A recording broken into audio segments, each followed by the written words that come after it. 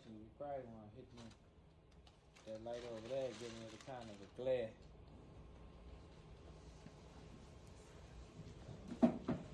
All right, y'all. So first off, I want to thank Mr. Malik for coming. Thank you, good brother. Most of y'all is never going to be able to meet a broker in life. There's only 4 brokers in Maryland, right? There's not many at all. I don't even know. I don't think I know any others, honestly. Right. If you do meet them, they probably not going. You probably gonna meet them on the phone. This thing is blind to me. Is it blind to you? Yeah. No, if I go like right here, it's like right. So, but you got the point. Yeah, I got bad vision. So let me see something.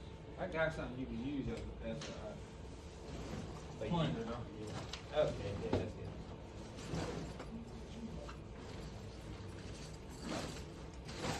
It is blind. A little unorthodox, but it'll work. That's fine. Yeah, whatever. Yeah. We're gonna let him do his spiel. Then y'all can ask him his questions. Once again, that's my guest. Keep your pitchforks in your pocket. Of course, everybody want. Everybody want to know what's going on with the rates, why they so low when they coming back, difference between different type of stuff. He gonna tell you who he is, what he do, how he became the person that he is in his career field, and then we're gonna do a Q&A where y'all can ask some questions. Just a little bit about the crowd. We got several owners who spoke earlier. So you have individuals who have their own authority, who had the potential to do work with you or you with them or vice versa if the money and the opportunity is matching up. Also, everybody else is entering. They're either in it some type of way and they're about to buy a truck or they driving or learning to drive. Okay. So you can do your thing and just let me know when your people come so we can get them to see you. Oh, so I'm good? Yeah, go ahead. All right. Hey, everybody. I guess first off, I wanted to thank everybody for coming today, and thank you for putting the word out and inviting me. I really appreciate it.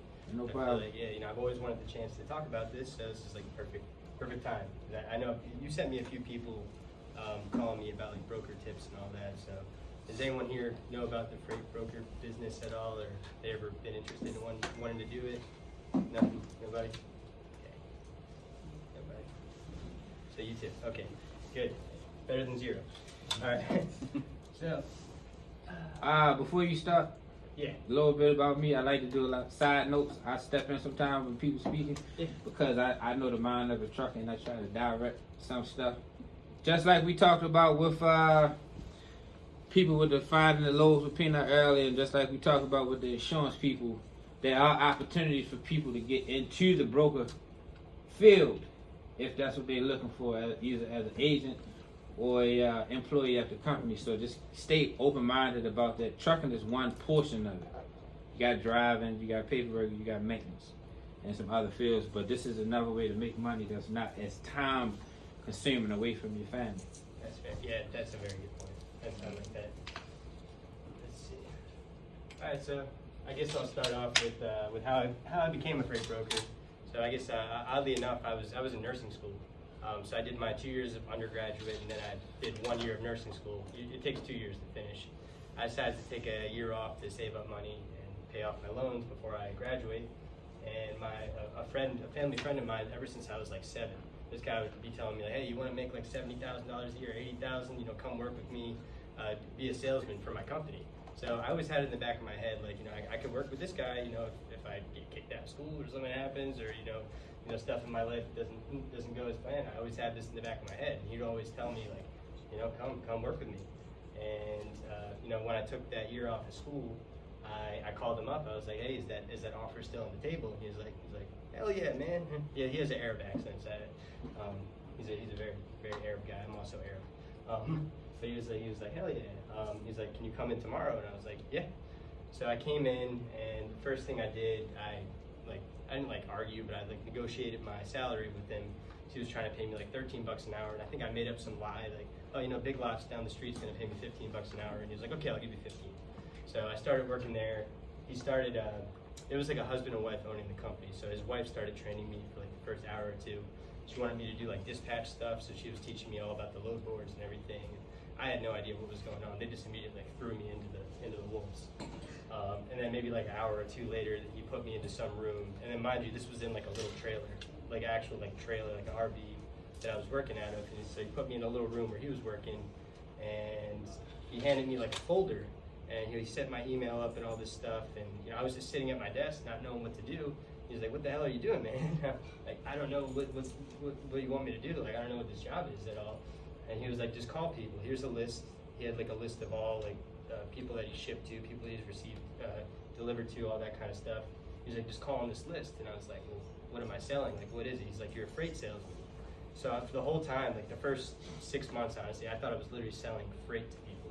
So I had no idea I didn't know I was like procuring. I didn't know I was like the middleman between the shippers and the truck drivers. I thought I was actually selling freight to these companies. So I had no idea when I was calling them.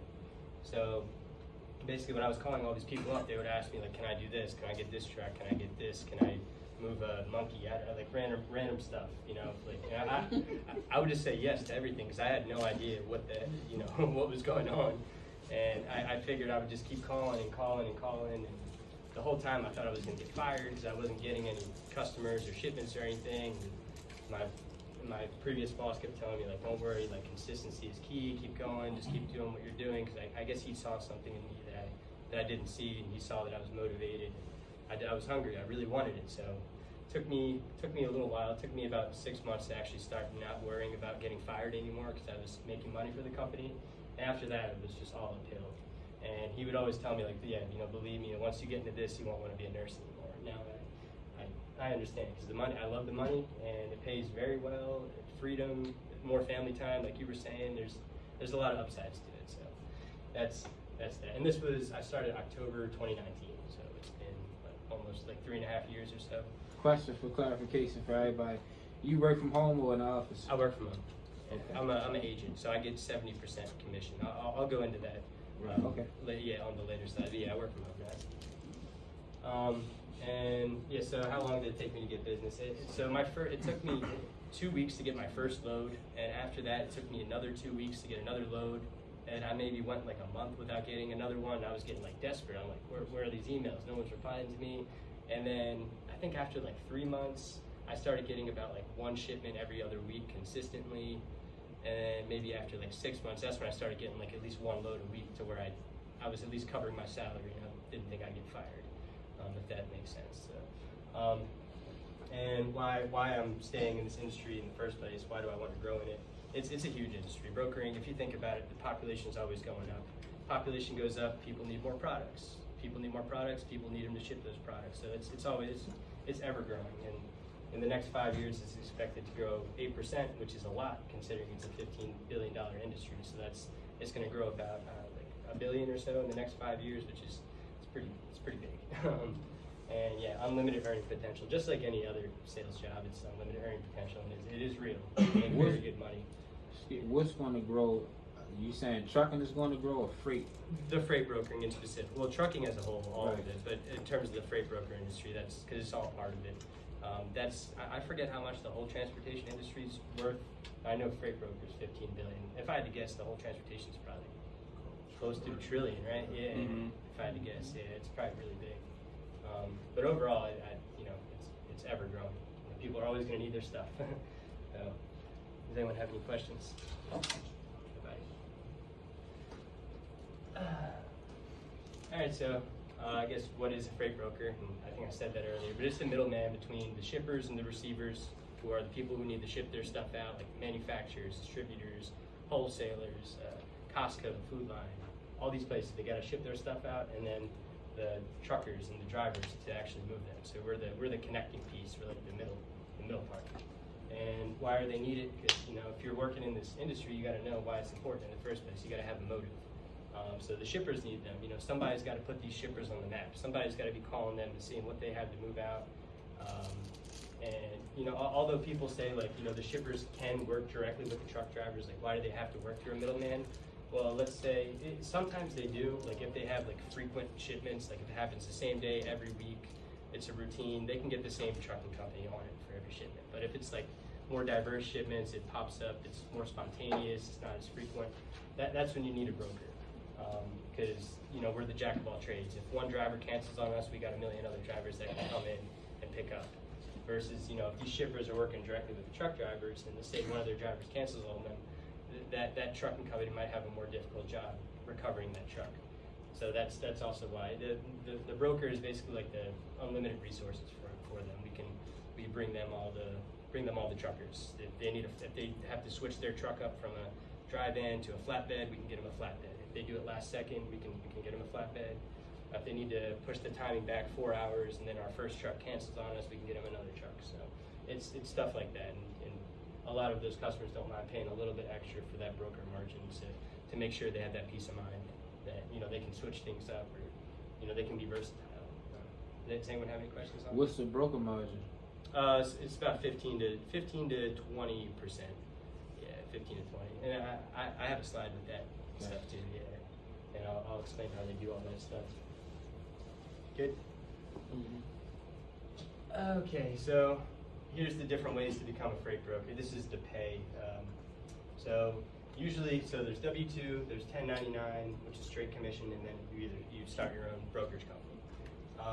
So in terms of W-2, that's usually where people start off as, unless you got, you know, a lot of money saved up, or you find a company that will hire you without having a book of business, which would be this company. Unless you find one that will hire you. This is usually where you start off. This is where I started off. Like I said, I started off at $15 an hour, like pre-COVID. That makes a big difference. And yeah, this place pays you salary plus commission. Let's see. The big problem with these is when you work for these companies, they're expensing out a salary to you, so they make you sign a non-compete agreement, which basically says if you get fired, if you leave for any reason, you cannot go working at another company, and you can't go take their customers. A lot of people still do that, but you know, you can run the risk of getting sued. Me personally, when I left, I didn't take anybody because I knew there were issues with my previous employer, so I didn't want to get involved with anything legal or whatnot. I just wanted to start my own business from scratch. That's what I've been doing. But that's usually where you start off. You can find companies that will hire you as an agent working straight commission without a book of business. You know, if you explain to them you're very motivated and you just want a platform to do your work on, some of these companies will hire you. So that doesn't mean you won't find a job at these places, but it's going to take a little more time and effort, just like with everything. And let's see. When I was working at my company for a W-2, after everything, I was making about $130,000 to $140,000 a year. So I was getting $22 an hour at the end, and I was getting 30% commission of the net profit. And my net profit was, because they let me go after about 8 months, I made about $300,000 net profit with them in 8 months. So, and I was only working like 30 to 35 hours a week too. I wasn't really working that much towards the end. Now that was when you, as a job, were you working in an office then? Yes, I was working. Yeah. You also have to work in an office with these. Some people will hire you remote, but 99% of the time you got to work in an office. Yeah, that's a good question. So here, I was making about like 130, 140, depending on how many hours I was working. My commission was always, guaranteed though, so I was always getting loads. Here, had I been at this company from the start, I would be making about like $240,000 to $280,000 a year. Had I brought all my customers with me, which I didn't, I wasn't able to. But had I have, because I'm rebuilding my business from scratch now, eventually I'll be back up to that point. I know I will, because I did it before. I can do it again. And the good thing about this is you can hire your own assistants. Once you get so much business, you can scale. My old company that I was at, they were trying to have me basically pay out of my salary to do so. I didn't want to do that. I didn't, because I wasn't getting enough commission to justify that. It didn't make any sense. Like, why would I scale their business? I should be scaling my own. It wouldn't make a big difference. But this, you're getting all this money. You can hire somebody. You can pay somebody like $50,000, $60,000 a year, or whatever. Personally, I want to pay an assistant very well, because these customers that you're dealing with pay you a lot of money, and you don't want to just hire anybody. You want someone to be good to handle all your accounts and everything.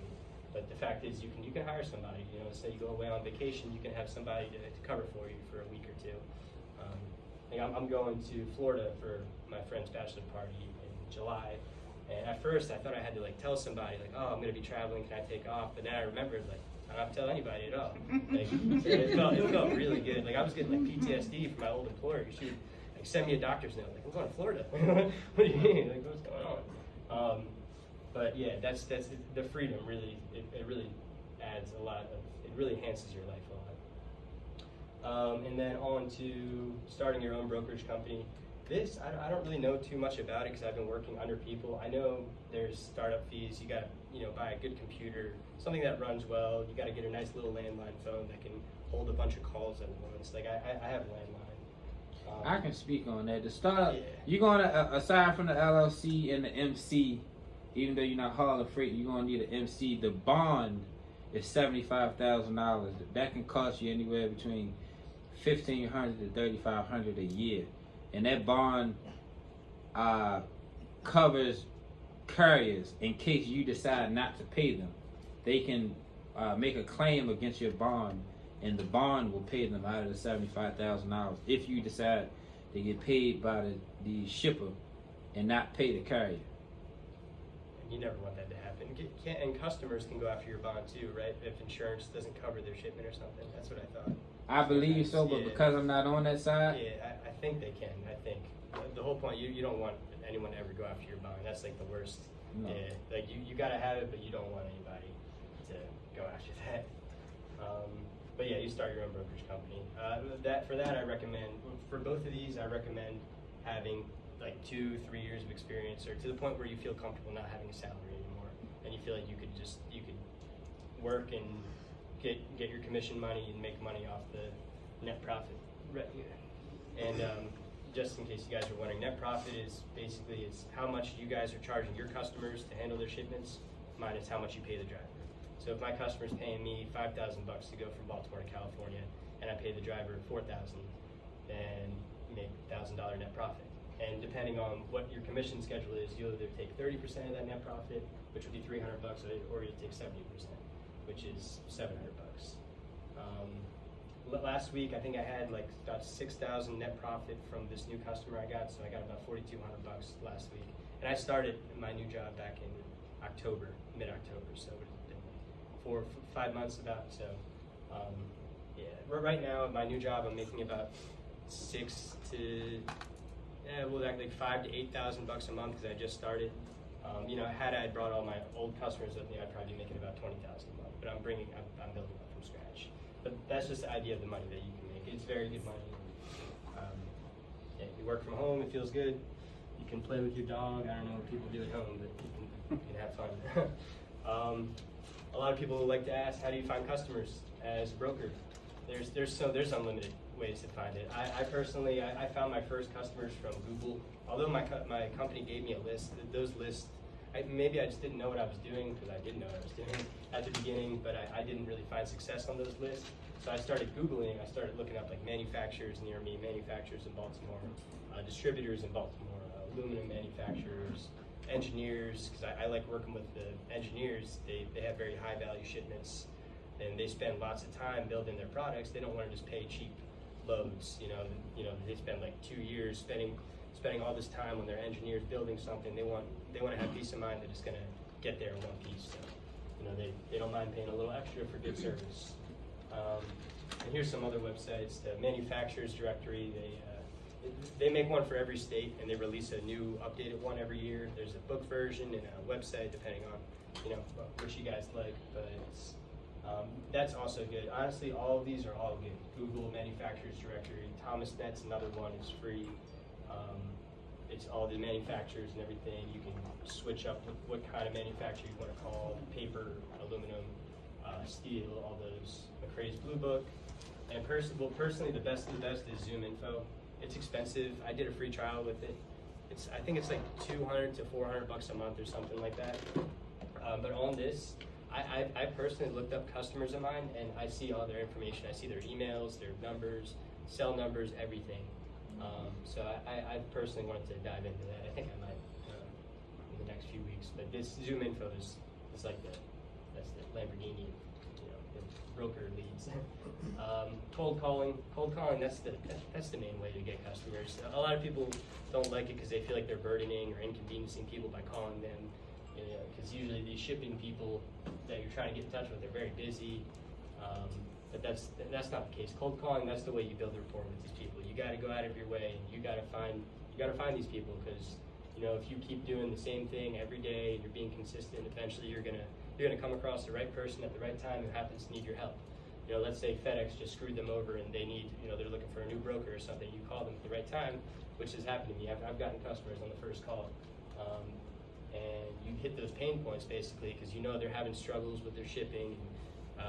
You ask them questions about it, and they'll be like, you know what, like I'll have you quote a shipment for me. Let's see how you do. So never hesitate. Don't be afraid to cold call people. It's like talking to anybody. It's like you're talking to your friend. However you have friends in your real life, it's the same way in the professional world. You just gotta be comfortable, and people on the phone can sense when you're comfortable, and they in turn that makes them comfortable, and they want to talk to you. That's all part of the rapport building process. So just a little thing. Emails. It's a really important thing as well. A lot of the times, maybe 10% of your calls, you'll actually get in touch with the person you need to speak to, who is like the shipping manager, the logistics manager, if you guys want to write that down, operations manager. So maybe 10% of the time they'll get in touch with them. But what I like to do when I call these companies, I get on the phone with the operator, I always ask for those people's email before they transfer me. You know, I'll say something like, I'm sure they're busy in the warehouse, I'm loading a truck or doing something, can I get their email? And 95% of the time I'll get an email from them. And then they'll transfer me, usually go to voicemail. Sometimes I leave a voicemail, sometimes I don't. It depends on, you know, a few things. I leave a voicemail like 50% of the time. I don't go into detail on the voicemails. I just say, hey, this is Malik with Pierce Worldwide. Can you give me a call back? You know, whenever you get a free sec, here's my number. I don't really say too much because I sort of like leave them on the, I guess, hanging in a way. So they want to call me back more. So I do get call backs from my voicemail, but not as much as email replies. So in terms of email, like what I'll do, first time I try to call them, I'll send them an email right after I try to call, just say like, hey, this is Malik with Pierce Worldwide. You know, my trucking company, I'm located right around the corner from you. I handle shipments all over. Can you allow me the chance to quote any shipments that you have? Usually they don't reply after the first time, maybe the second time. But I get in a little routine. Like I email them one day and then I try calling again like 2 days later. If they don't answer, I'll send them another email. Pretty much the same email, but in a different format so they don't think I'm like a robot typing or something. If that doesn't work, I'll call them a week later and I'll send them another email. If that doesn't work, then 2 weeks, and then a month, and then 2 months. So I sort of like double it every time. Some customers, it took me one call to get them. Some customers it took me 15, 20. So, you know, I don't want to demotivate anybody, but it's all about being consistent. You get your short-term business, you got medium-term, you got long-term. So, and all these calls, I put them in my calendar. Like, call this person this day, call this person this day.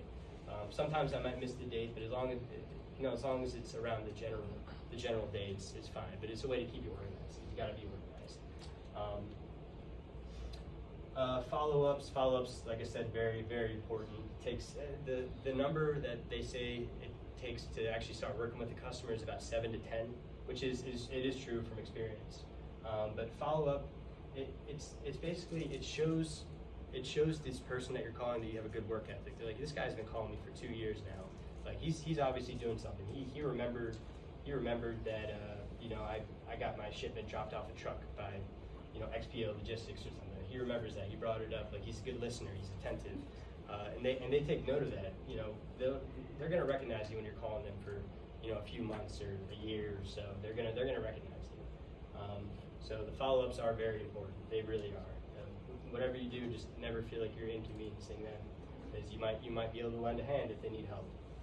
Consistency, very, very key. That ties in with all this stuff. Consistency. And another thing that I've found leads from is talking with truck drivers, because truck drivers a lot of times will tell you, like, I was picking up from here, I was delivering here, like, okay. And a lot of times they'll give you names. Do you ever do that to brokers? Do you ever tell them where you're going? Sometimes. No. So, sometimes they do. Well, actually, it all depends. Like, If I'm not actively booking a load with a broker, I got so much other stuff to do. I keep it short.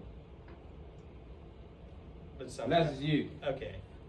It does work though. It does. I've had people. Yeah.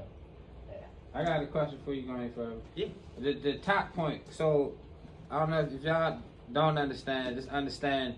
This is the source where brokers get loads, which in turn would mean it's the source that trucking companies get direct freight. Do trucking company owners have access to those sources? Yes. Yes. And you guys can work directly with these people too, like especially if they have like consistent lanes. Like I used to do a lane from Indiana to Jessup, Maryland every Monday. It picked up at the same time every day, delivered at the same time the next day. They work with me. I don't even know why they work with me. I guess because they like me or something. I'm not sure. But I don't know what stopped them from working directly with the trucking carrier. I still don't know. But for stuff especially like that, like dedicated lanes, that's what they call them. You guys can also work directly with these shippers. So it's all the same. Like, you don't have to be a broker to work directly with these shippers. How many calls are you making a day? Because a lot of times the challenge is, all right, on one hand you driving 14 hours, on another hand you need the cold call. How can that be balanced? So when I started, I was doing about 60 calls a day, 60 calls and emails. But honestly, once you get comfortable with it, I was at the point where I was making 10 to 15 calls a day, and I was still getting customers because the quality of my calls were increasing. So that's tough if you're on the road. The quality of calls? Yeah, What because do you mean? you get so good at talking to these people, and you might get lucky, you get in touch with them the first time, and once you get them on the phone, you just know how to close that deal. You know how to talk to them. Like a lot of times the shippers will tell you like, all of our shipments are routed by our customers. Like we don't handle anything with trucking, or the vendors that ship them the raw materials. They have their own trucks, so they route all the shipments for them. We don't need any help. And I'll be like, 100% of the time, like, is there ever any need on the outside? And a lot of times they'll slip up because that's like a barrier they try to put up so they get you off the phone. And they'll be like, you know what, like I have a shipment like, once a week or every 2 weeks, something like that. Or even like every few months, which I've had customers tell me they have shipments every few months and they've given me like, $40,000, $50,000 a year. So I never knock anybody. I always ask them questions and I try to pry them sort of in a very nice, respectful way. Right. Like, if that makes sense. So from a broker perspective, y'all come across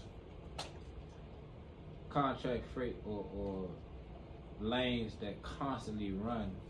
Why don't they choose certain trucking companies and say, hey, I see you in this area all the time. Why don't you run this load for me all year? You mean why don't the shippers? No, why don't the brokers do it?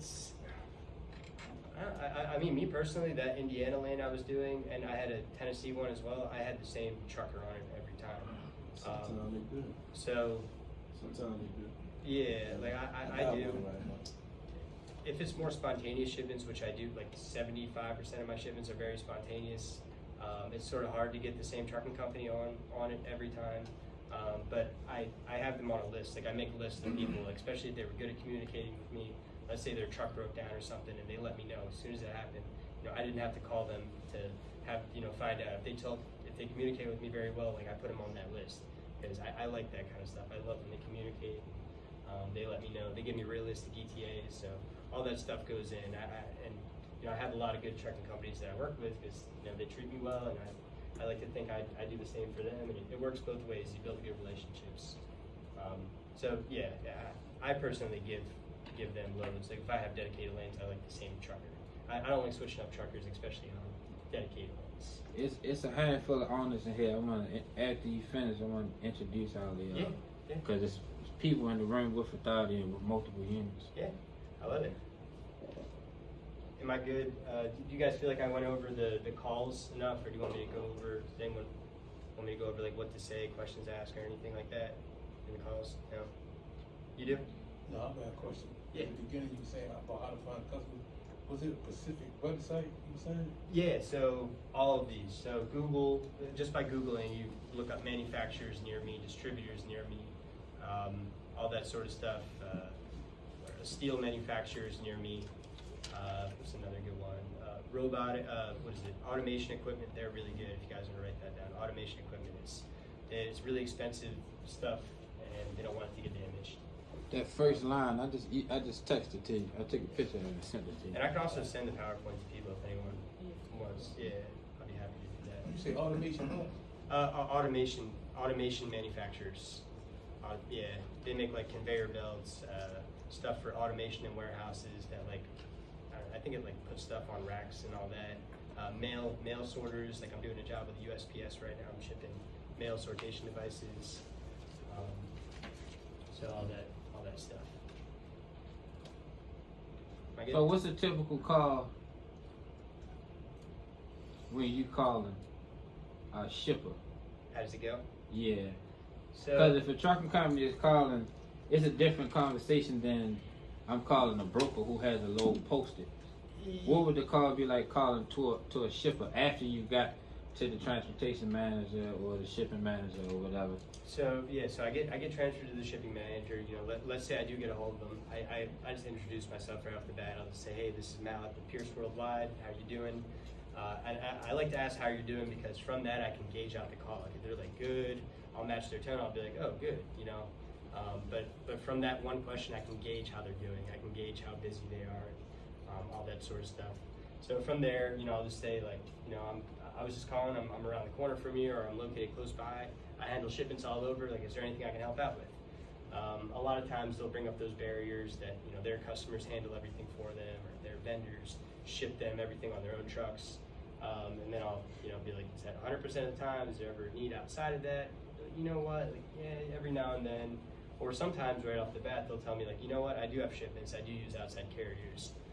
What do you do? And I'll just say everything, literally anything you need. I do home deliveries. I deliver couches before. I do refrigerated trucks. I do flatbeds, oversized loads, literally anything you need as long as it's not like cartel drugs. I literally say that. I say that. I've gotten people doing that because they'll start like laughing. I'm like, okay, good.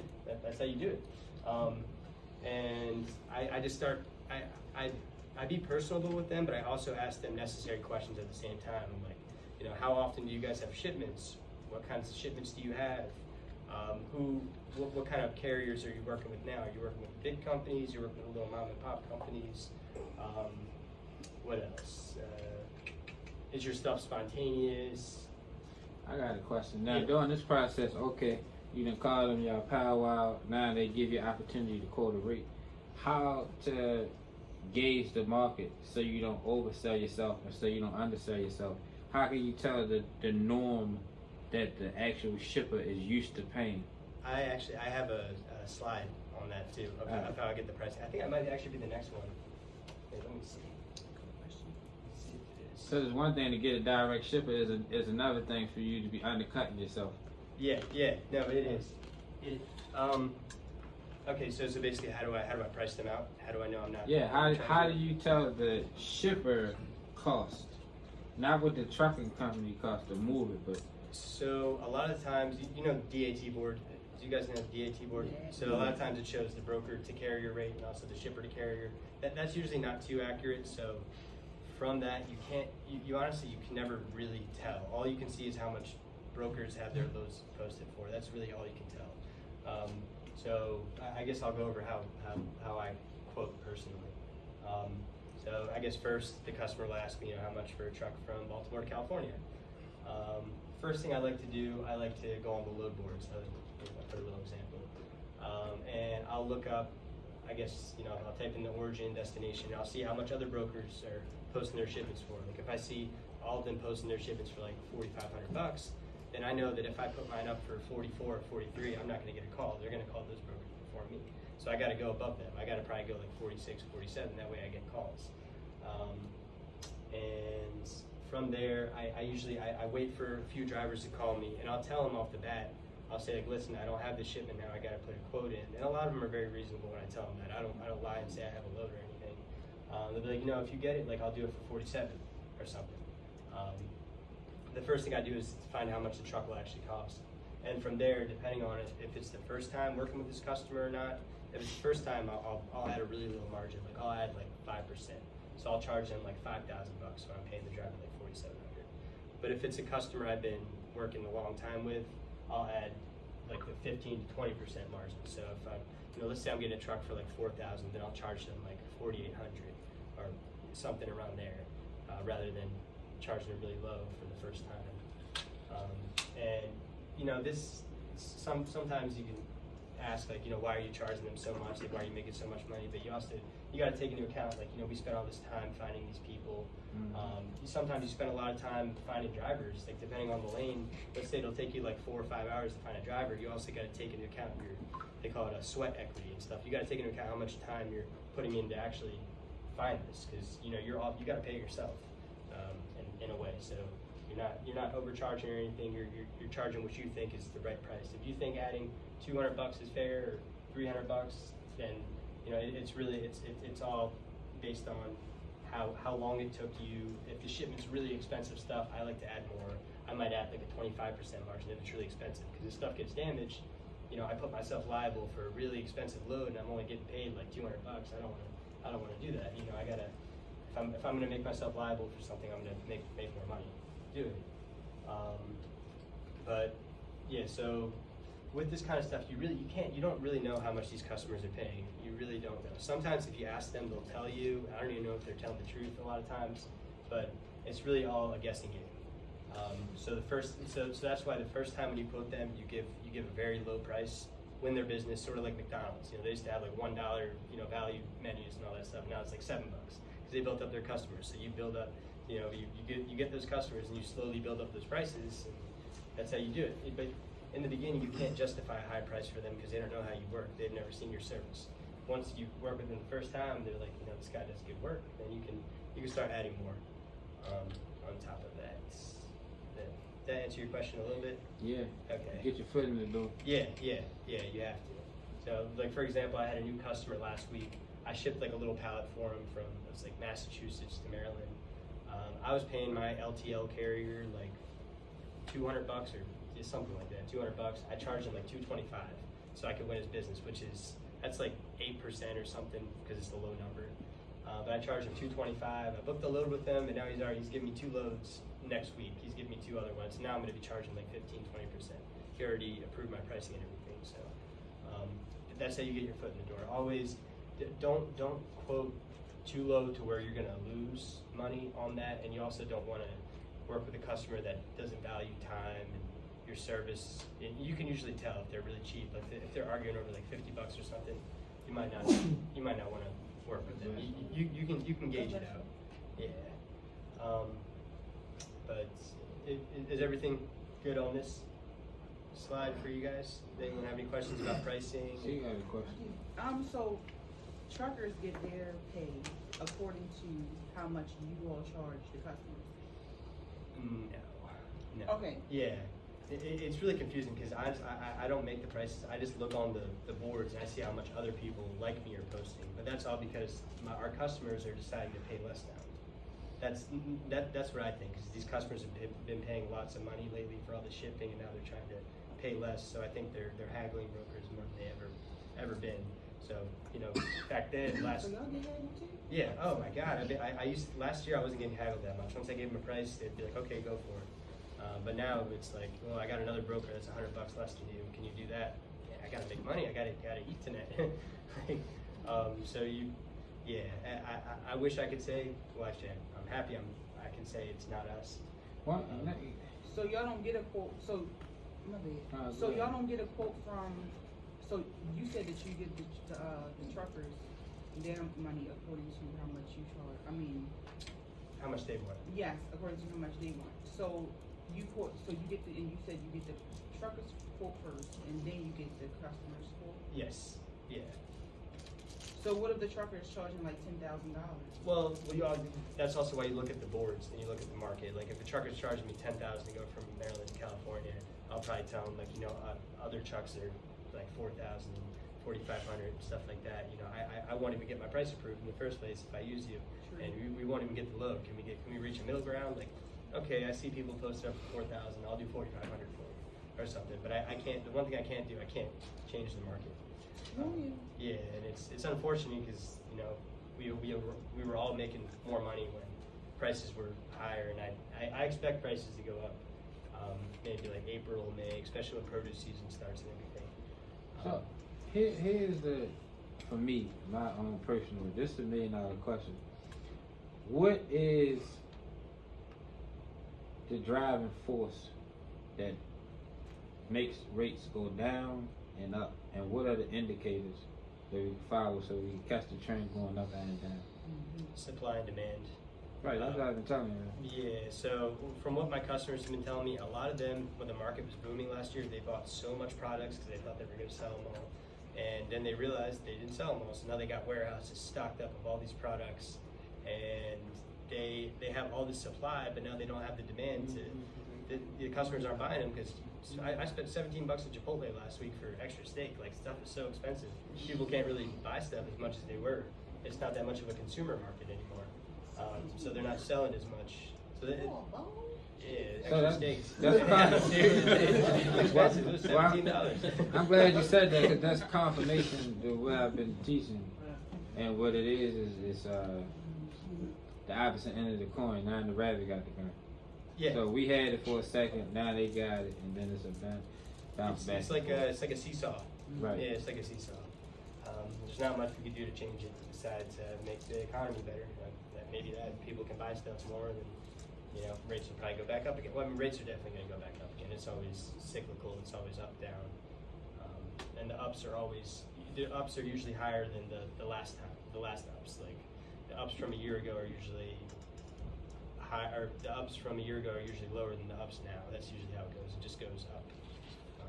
Is that what you see in the trucking market? It's like I had, but last year was super circumstances. It was great. Yeah, it was. So it was like 12. I'd be ecstatic if it did go back up higher than that.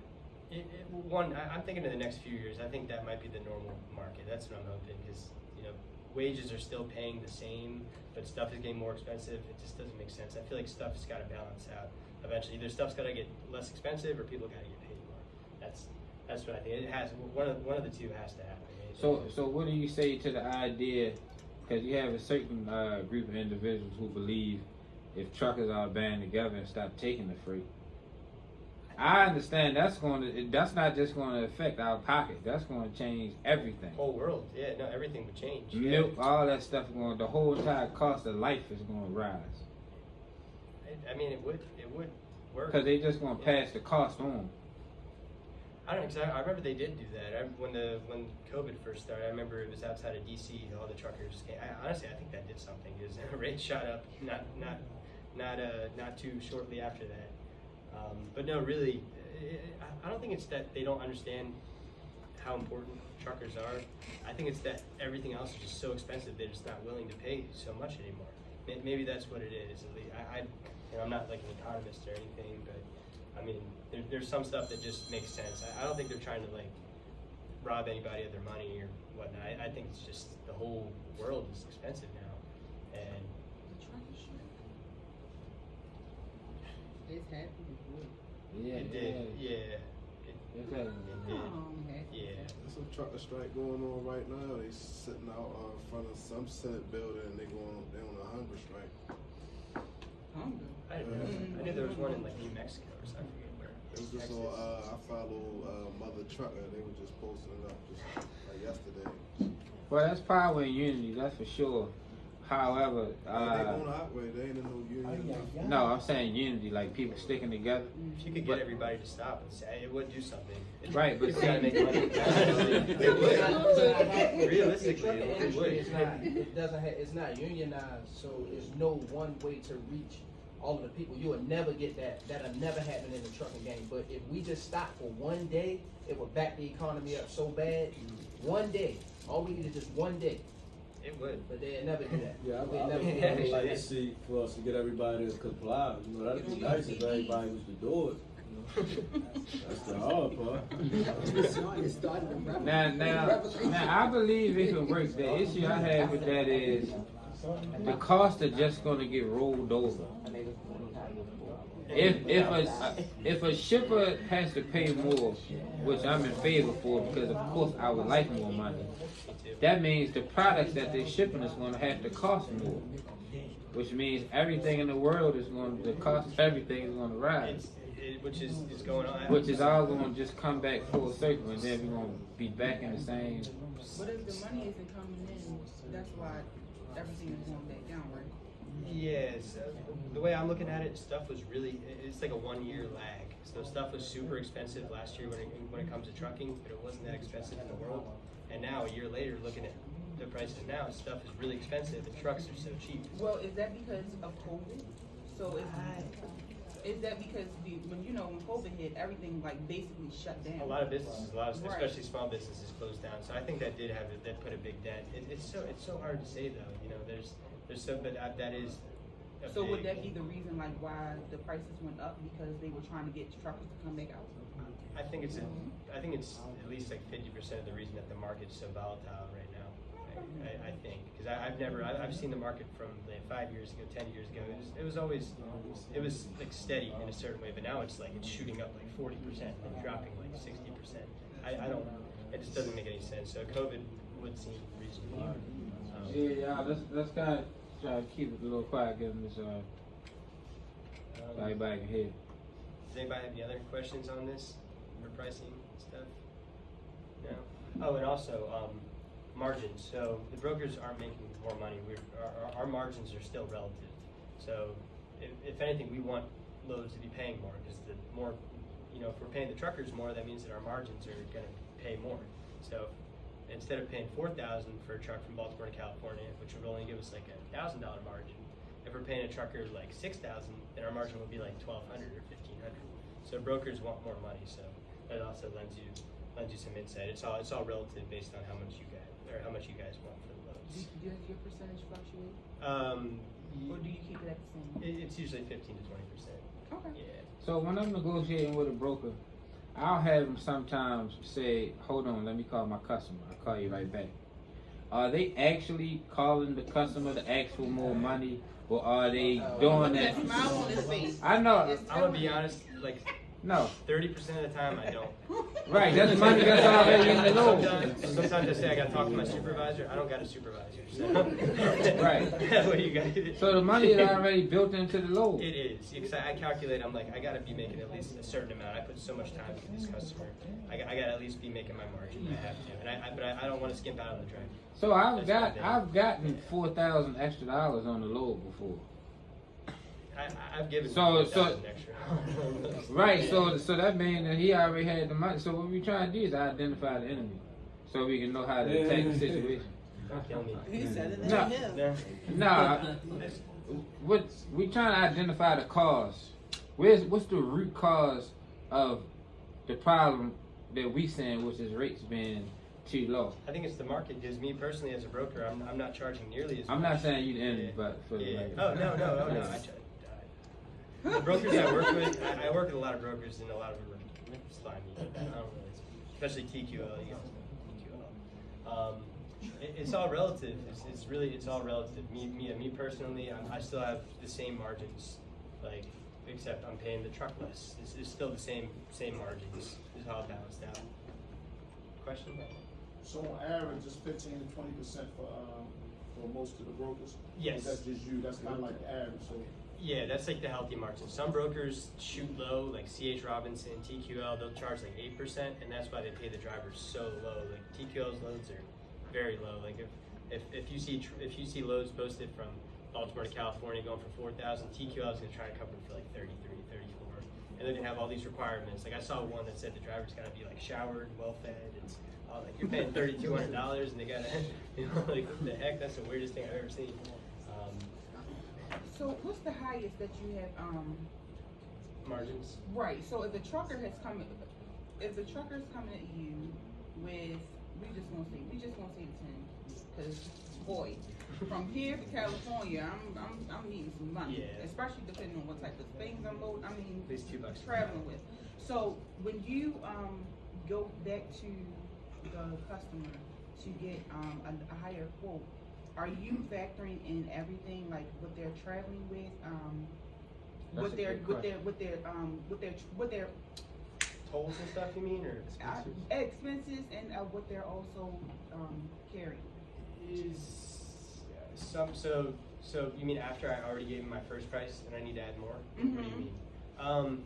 No, it's really cut and dry. Like the driver is charging me like $100 more than what I quoted or something like that. I'll go back to him. I'll be like, listen, something happened with the market today. Depending on how well I know the customer, could I add like $100 more on this load so I can get a driver? I mean, I won't do it for like $100, but if it's like $200, $300, $400 more, I'll go back to him and I'll say, something's happening in this area. What happened in, was it Ohio? radioactive spill or something. Oh, yeah. You know, I could explain something like that, or it's snowing in this area, but we weren't expecting snow. Right, that's what I'm saying. You factor in everything.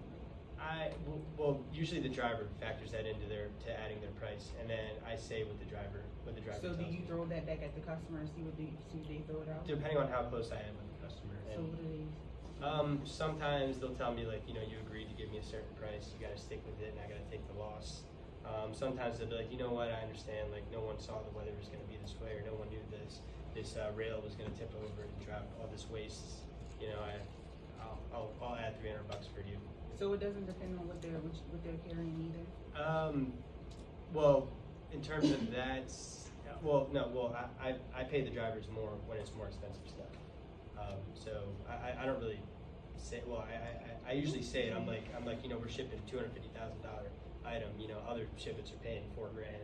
I'll give you like 42, 43 or something. I'll pay them extra. I will give them extra, but usually they don't know if it's more expensive until I tell them. So I volunteer that information. Does that make sense a little bit? So do you ever, because you always go off of, but do you ever tell the truck driver what the customer's offering you to pay? No.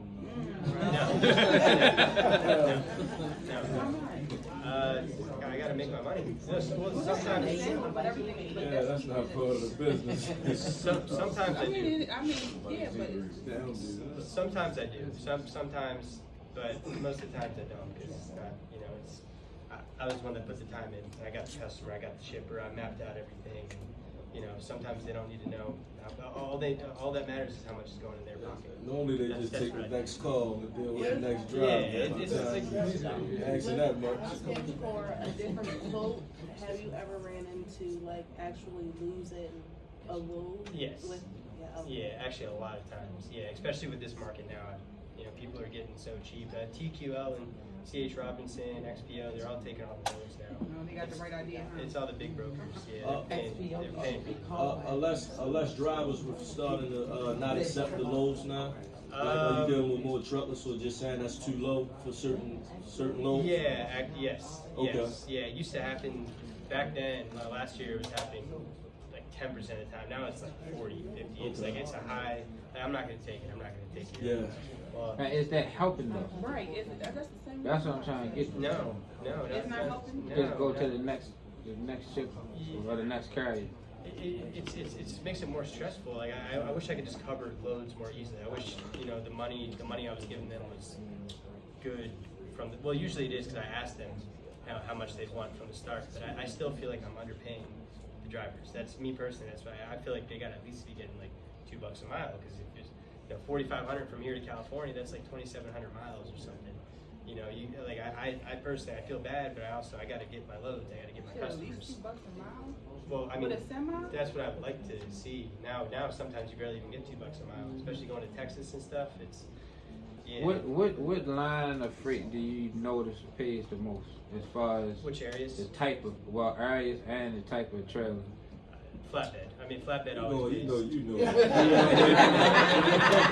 How much y'all to hit?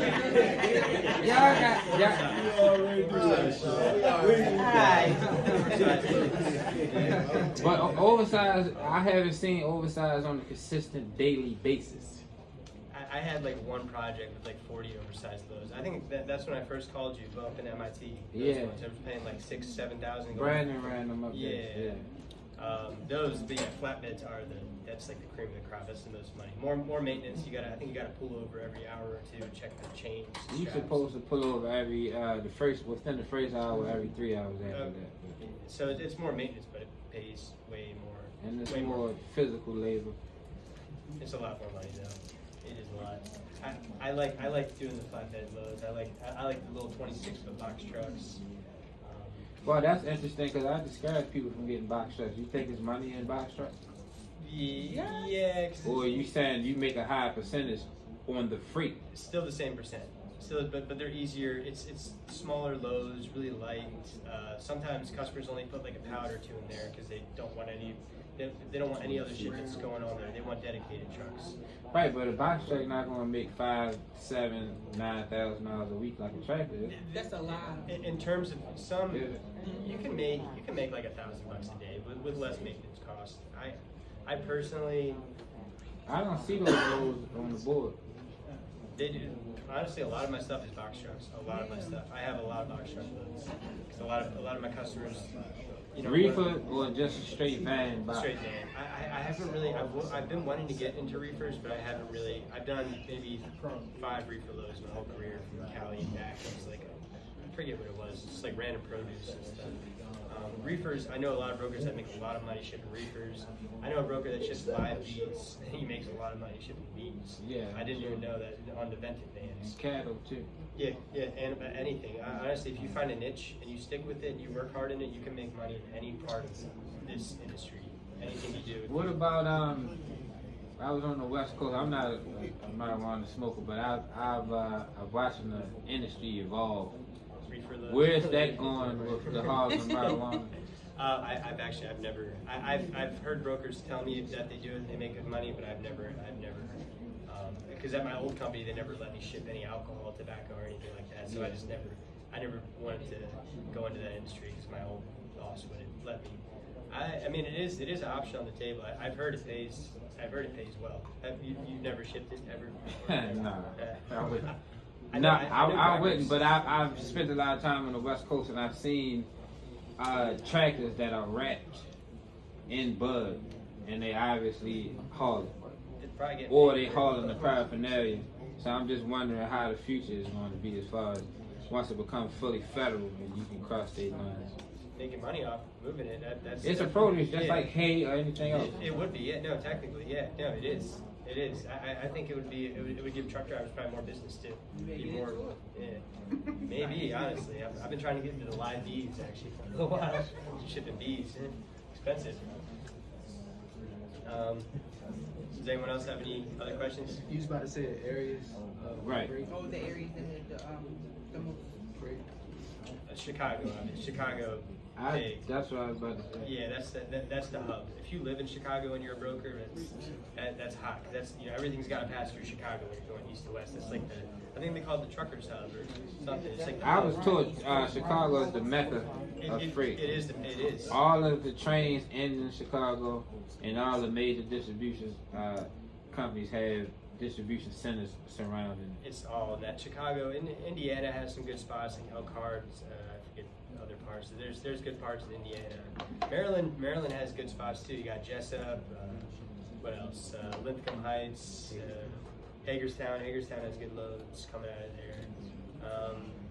I do a few loads out of Baltimore, but not too many. But Jessup is like the hot spot. That's like the hot spot of all the Maryland loads. It's all Jessup. Yeah. You noticed that at all? Jessup? I did. Yeah. And Chicago as well. Yeah. Right up in between from Columbus, Ohio, on over to Chicago, in between Detroit. That whole That whole stretch. bubble yeah. right PA there. too. PA has good stuff as well. You know, there's a lot of spots in PA that people like. We're not in a bad area when it comes to having loads. So you can get just East Coast runs. I know a buddy that you referred me to, Brandon. Yeah. He's here. He was supposed to speak to the Really? But, yeah, he was running lanes from Maryland to South Carolina, or containers, or I forget what it was, but he told me he was getting paid like $1,200 for every load, just going a few 100 miles back home every night. So East Coast is not bad when it comes to loads. We do have good loads here, except for Florida. That's like, What about Maryland and Jersey? Jersey has good stuff too. Yeah, I mean, Jersey.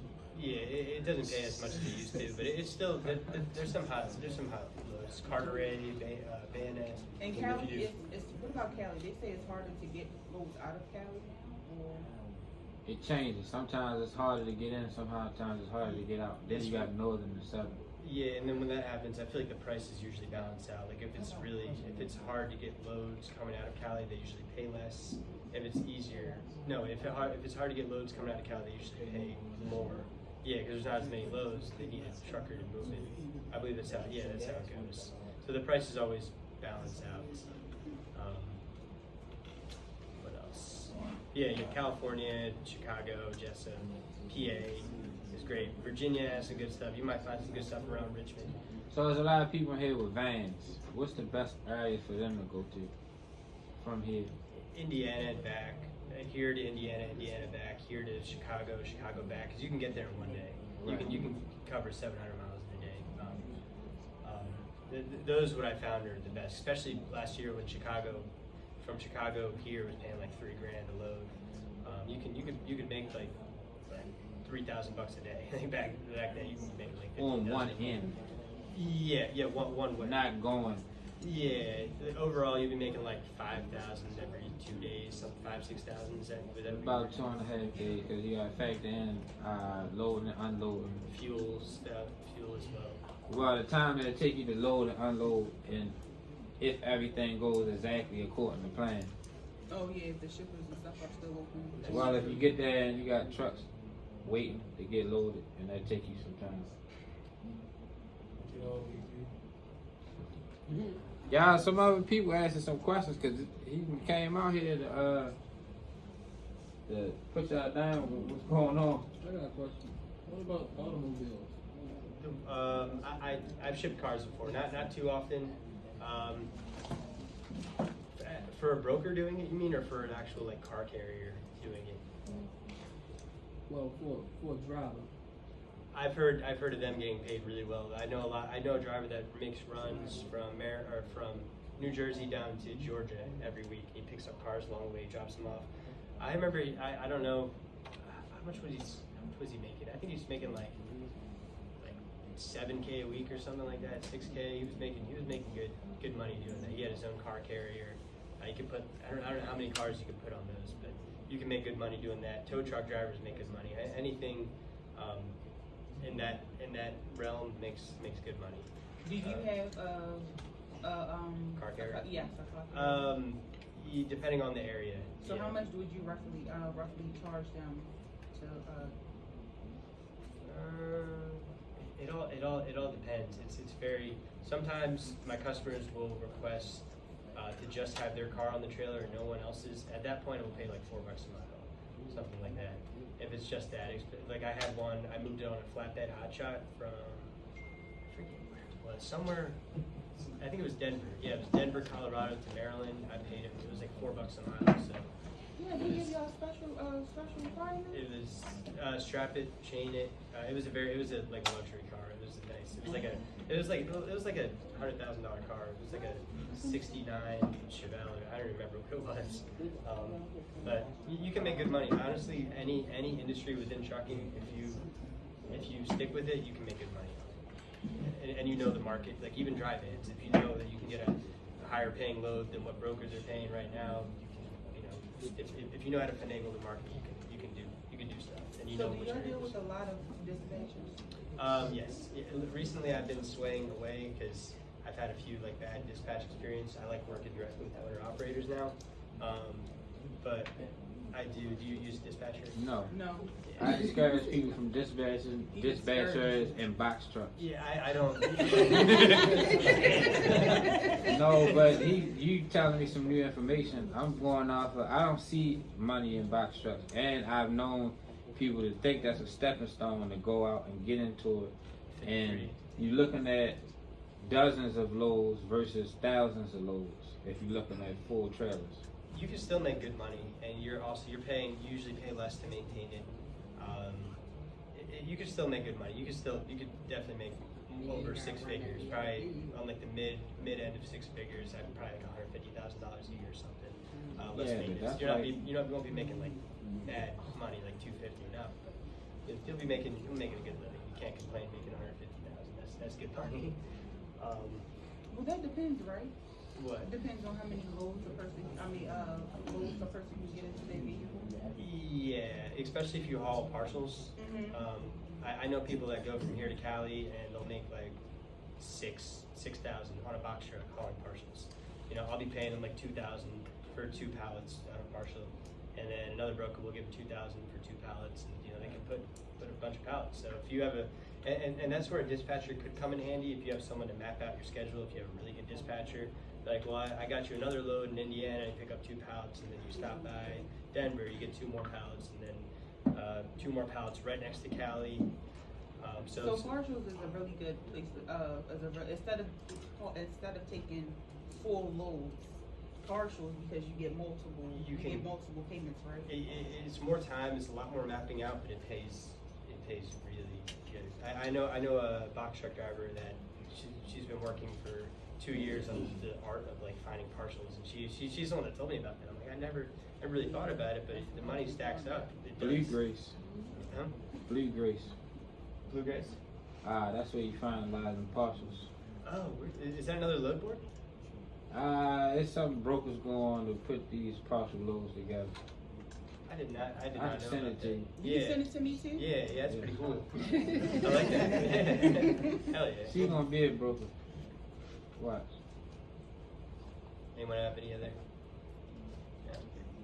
I have one slide before this. Do you guys want to see the money? Like Yeah, I do. and The stuff? one with the, I think I say you skipped it. Yeah, I want to see that. Don't kill me. Here. I'm just a broker. That's all. I'm not a robber. No, sometimes.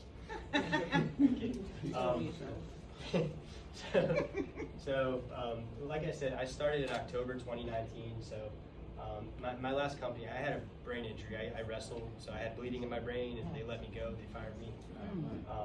So I don't have any access to my numbers. I have pretty good memory, so I remember where I was. But these are my numbers. This is basically my first year. So from January 2020 until end of December 2020, my revenue was about 500,000, and my net profit was 100,000. So that's about 20%. That's like 1/5. And so if I was getting that 70% commission, this is what you can normally expect. You might make about $70,000 a year after your first year if you're going straight commission. As a salary and commission broker, your first year you still might make about 60,000-70,000, assuming you have these numbers, which is it's very realistic. This is my second year, so January 2021 until the end of December, my revenue doubled. I was about 1.1 million in revenue, and my net profit went up to about 200K. So on that 70% commission, I would have been making about $140,000 a year. At my old job, that's when I finally made 6 figures for the first time. So I made like $102,000 that year. That's for a company? What's that? That was for a company? Yeah. The first, second, third year? That was just for me.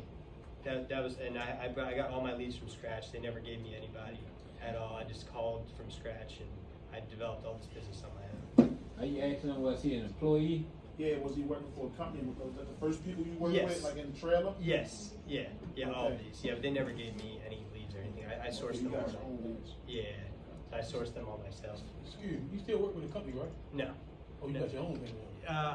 I'm working as an agent, so I get straight commission. So I have a boss, but I don't gotta tell anybody anything or whatnot. I just gotta make money. That's the equivalent of owner operator, but on the broker side. The Yeah. next step would be having his own authority. He'd be having his own thing. Very You good. bring up this about it. Have my own company? No, Yeah. that's right. Yeah. No, I got it all planned. I want to start, house flipping, have my own company, all that sort of stuff.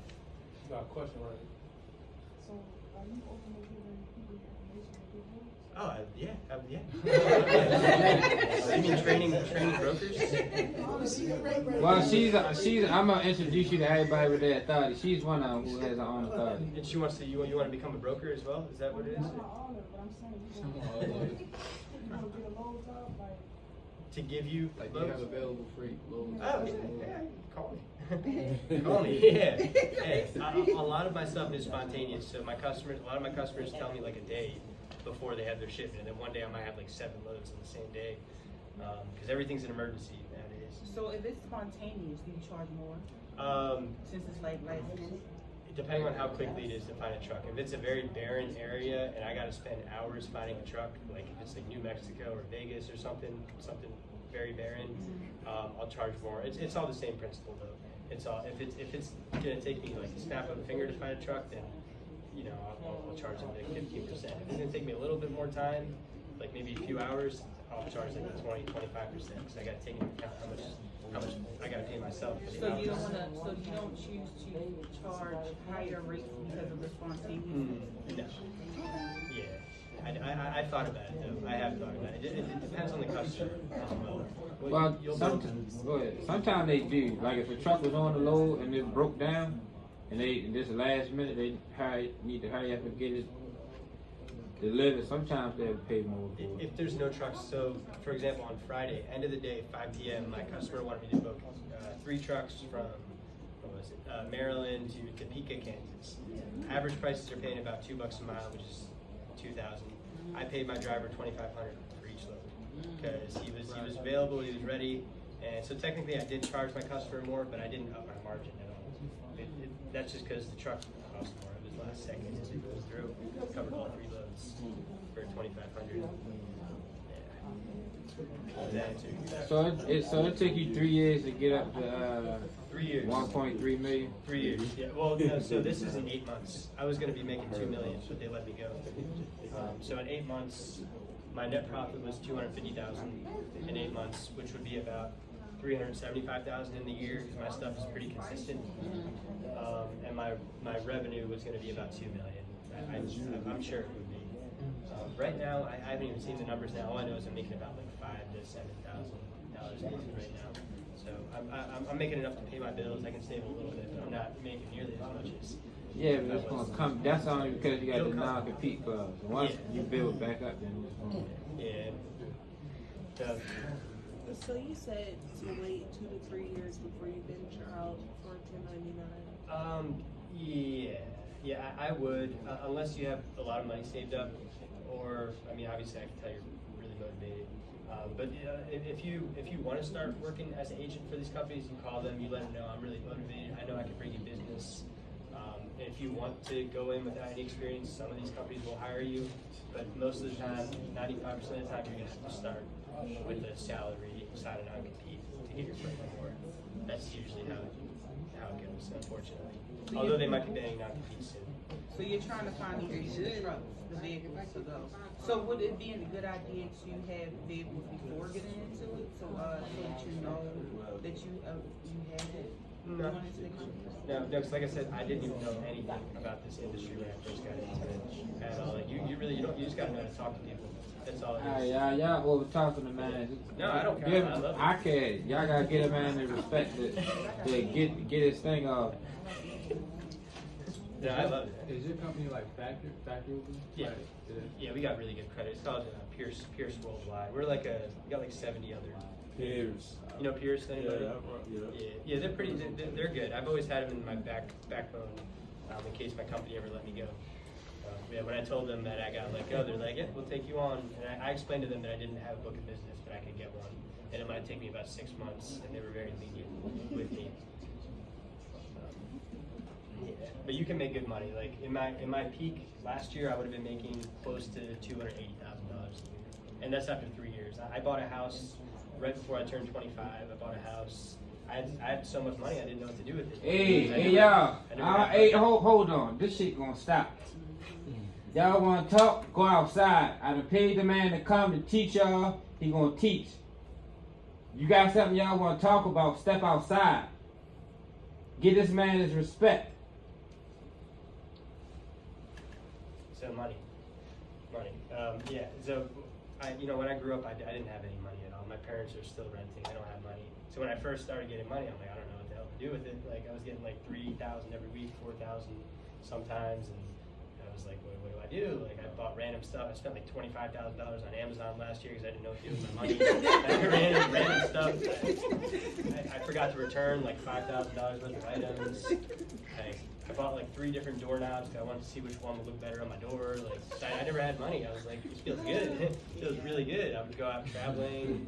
The life of options. It feels really good. Like, I don't know if it buys happiness, but it feels good. It does feel good. I'm pretty sure you can attest to that. You have money. It does feel good to have money. So nothing wrong with it. Is anyone good with the number stuff? Mm-hmm. Yeah. Good? Okay. Overall, good money. Oh, what am I doing? I can just click on my mouse. Spend all that money. Different types of shipments. I'm sure you guys already know a lot about this kind of stuff. Funny story, a dedicated truck, which is a full truckload. I did not know what that was when I first started. A customer asked me, he was like, can you give me a dedicated truck? And I said, yeah. And the whole time I thought he wants like a dedicated driver that's like really excited to do a shipment for him. Like, oh, I'm dedicated, man. I'm gonna move this for you. So I had no idea what it was. And then the owner of my old company was like, no, dumb person. He's like, no, it means that that shipment is solely dedicated to that trailer. There's no other people shipping something. Like, that makes sense. I still said I could get him a dedicated truck, and that's actually one of the first customers I got. So I was like, shit, I can get you a dedicated truck anytime. I understand your position as a broker, but my position as far as what I do is to help aid everybody here to become more profitable and be successful in trucking. Now, what most people are looking for is local, dedicated, free. Home every day, consistent. I know what I'm doing every day. You gave us some sources earlier, but for the people who had their own authority and had multiple trucks, what are some zero-in key points to where they can find that? Because that's what most people are looking for. I'm still looking for local runs. I've been looking for a long time for local. I got one local job going on right now. It's a warehouse move from Richmond, Virginia to Mechanicsville. It's like 15 miles, 20 loads. But I've never had any consistent local runs, and I've been trying for a long time. A lot of times I see drivers working directly with the shippers when it comes to local stuff. That's what I've seen. But if you guys find out where to get local stuff, please let me know. Yeah, because a lot of my stuff is like mid-range, a little regional. Well, the only thing, the majority of the stuff I see that's local, that's consistent, is containers, which I don't like. I don't want to do containers anymore. I stopped. Some mail stuff too. Too much. Sometimes. Yeah, port stuff. It's especially now. It's super congested. It's you gotta pay detention a lot of times. Like crazy amounts of detention. And it's port work is pretty. There's too many parts stores. There's a lot of it. There's especially getting people's pricing. Like when I go to get the trucker's pricing, it's like we'll charge you detention 1 hour after we reach the port if we don't get loaded in time. Like this port's super busy, and I'll get charged like $400 of detention if they're there for like 5 hours. Then I got to go back to my customer and say, oh, they were sitting there for 5 hours. You got to give me $400. So I decided to, stay away from that kind of stuff. That's what I was asking, like, I had container lanes. I had Port of Jacksonville. It was Jacksonville, Florida to somewhere in Tennessee. It was 3 times a week. I was only making like $200 off each load. 200 net profits, so like 140 off each load. So do you charge them more for time? I should have on those. Going back, I would gladly. So you learned a lesson. Yes, yeah. Those port things. You can make good money, but it's a lot more stress. There's a lot of other loads out there that can pay you well. But what about hazmat? Hazmat, I've only done a few hazmat loads. I'm doing one in the next few weeks actually, propane tanks, but those generally do pay more because you got to pay for that hazmat certificate and stuff. But me personally, I haven't done enough to say. I do figure that they pay more because you got to get a certification and stuff, especially like flatbed hazmat loads and stuff like that. Quick question: Do you have to have any type of licenses or something like that to be a broker? No. Certifications? No. All they made me take was like a 3 or 5 question quiz on like food, something about like food going bad in case I ever ship reefer loads, and like what is it? Like, produce and like what kind of illnesses you can get from eating raw meat and all that sort of stuff. But that's all. That's literally all you got to do. So how much you run under? So you don't have a broker's license? No. I work under a company that has a broker's license. Right. Okay. Yes, I don't have mine. If you're independent, you need that broker bond. Like a trucking company need truck insurance, you need the broker bond. And that's $1 million as well, right? No, that's $75,000, and it costs you anywhere between $1,500 to $3,500 for the year. And you got to get your own MC to your broker MC. There is something I've heard of people doing. So to start your own brokerage company, you got to have good credit, or you got to either have good credit or a lot of money saved up because you got to pay these truck drivers. And a lot of times when you work with these truck drivers, they'll run your MC under their factoring company. If you don't have credit, then they're not going to work with you. But a lot of people I've seen, I know 2 people that opened up an LLC while they were at another brokerage company, and they opened up like business credit cards and stuff related to business so they could build up credit. That way, when they officially start their own company, they have some sort of credit established. So I've heard of people like buying a car under their company or under their LLC, some way to have credit, establish credit. So that's probably what I'm gonna do when I start my own one. Actually, have Good to do that. idea. Yeah. Does anyone want me to go over the truck types or next slide? Do you work with sprinters? Yeah, sprinter vans. Yeah, sprinter vans, box truck. I use sprinter vans like 5% of the time. I do. I wouldn't recommend for someone to buy one of those because they don't pay that well. Box trucks are way better. Yeah, sprinter vans. They're good though, especially if you get some local stuff. There's mail runs that you can get for the federal government. They have like an annual bid where they pay you a lot of money. It's like $15,000 a month or something like that just to haul mail to different addresses and stuff. It's like mail runs. In a Especially sprinter? in a sprinter van. You can even do it in a minivan. Yeah. He's in that? You can make good money doing that. You can.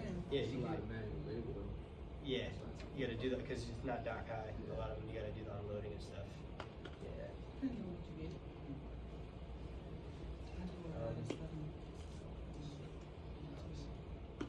Should I go on to Oh, yeah, go next? ahead. Sure. Okay. Challenges. I just wanted to mention these because, I mean, honestly, with any job you're in, there's going to be challenges. I don't care. I used to push carts and Target. Everything has its problems and can be difficult depending on how you perceive it. But more challenges usually means more money.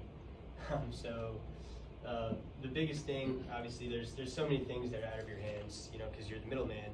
If the truck driver's late, you're not behind the wheel. So there's nothing you can do about that. And your customer's going to be calling you angry, like, where's this truck? They're like, I don't know. Let me hop in his car real quick and press the gas. Like, there's not much you can really do.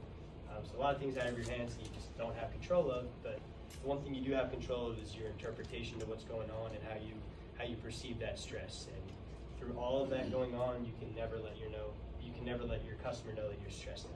You can't, because they're already stressed out. Like if the truck's late or whatnot, or if truck breaks down, you just don't let them know you're stressed out because you're supposed to be like their caregiver. You're like their transportation therapist in a way. You gotta. Yeah, really. Like meanwhile, like your ears are like bursting red, your blood pressure is shooting up, you're about to have a stroke. But they're not supposed to know that. That's how the truck drivers feel too. Is it? Yeah. See, every industry has challenges and stuff like that. Drivers canceling. A big one is customers changing things on short notice, which happens a lot. Like I know I told you to send this truck at 9 a.m. Can we move it to 3?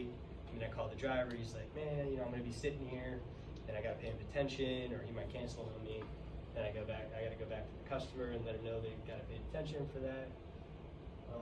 I got a question. Yeah. Detention and layover.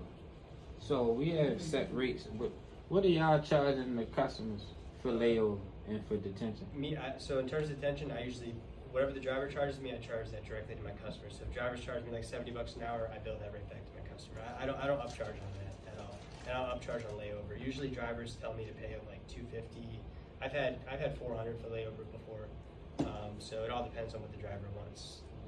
But when it comes to that kind of stuff, I don't want to upcharge on that because I'm not really putting in my time for that. Like, if you got to sit an extra day, that's more on you. So how much money you want? So yeah, good question.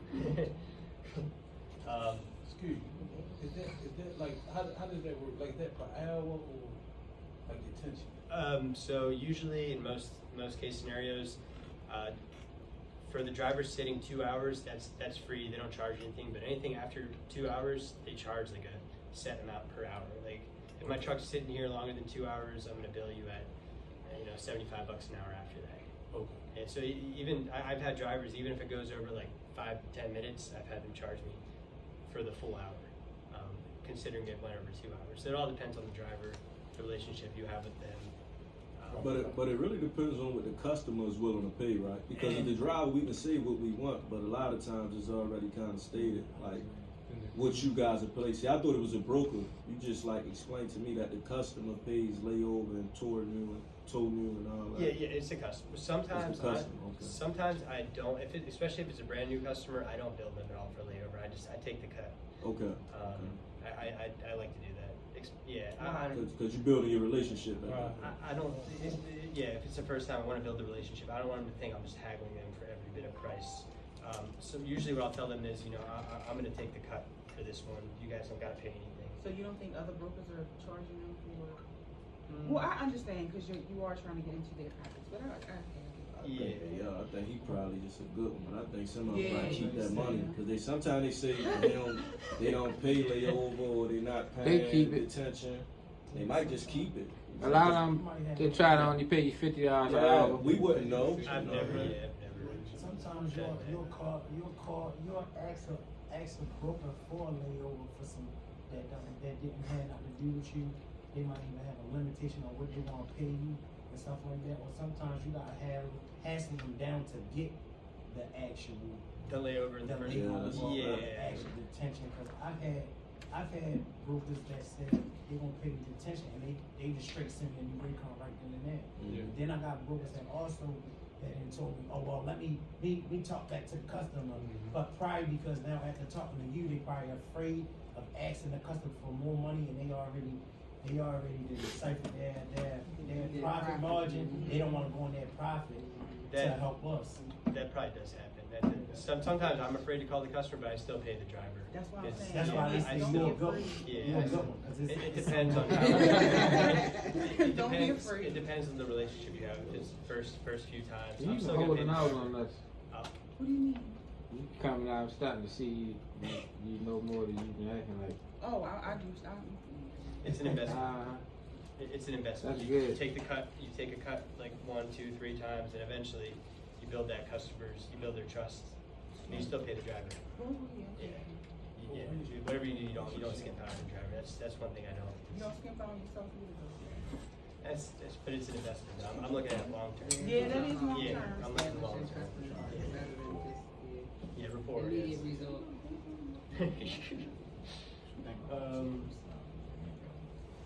And just here's some other things. Insurance claims, they're not fun to deal with, especially in situations with double brokering.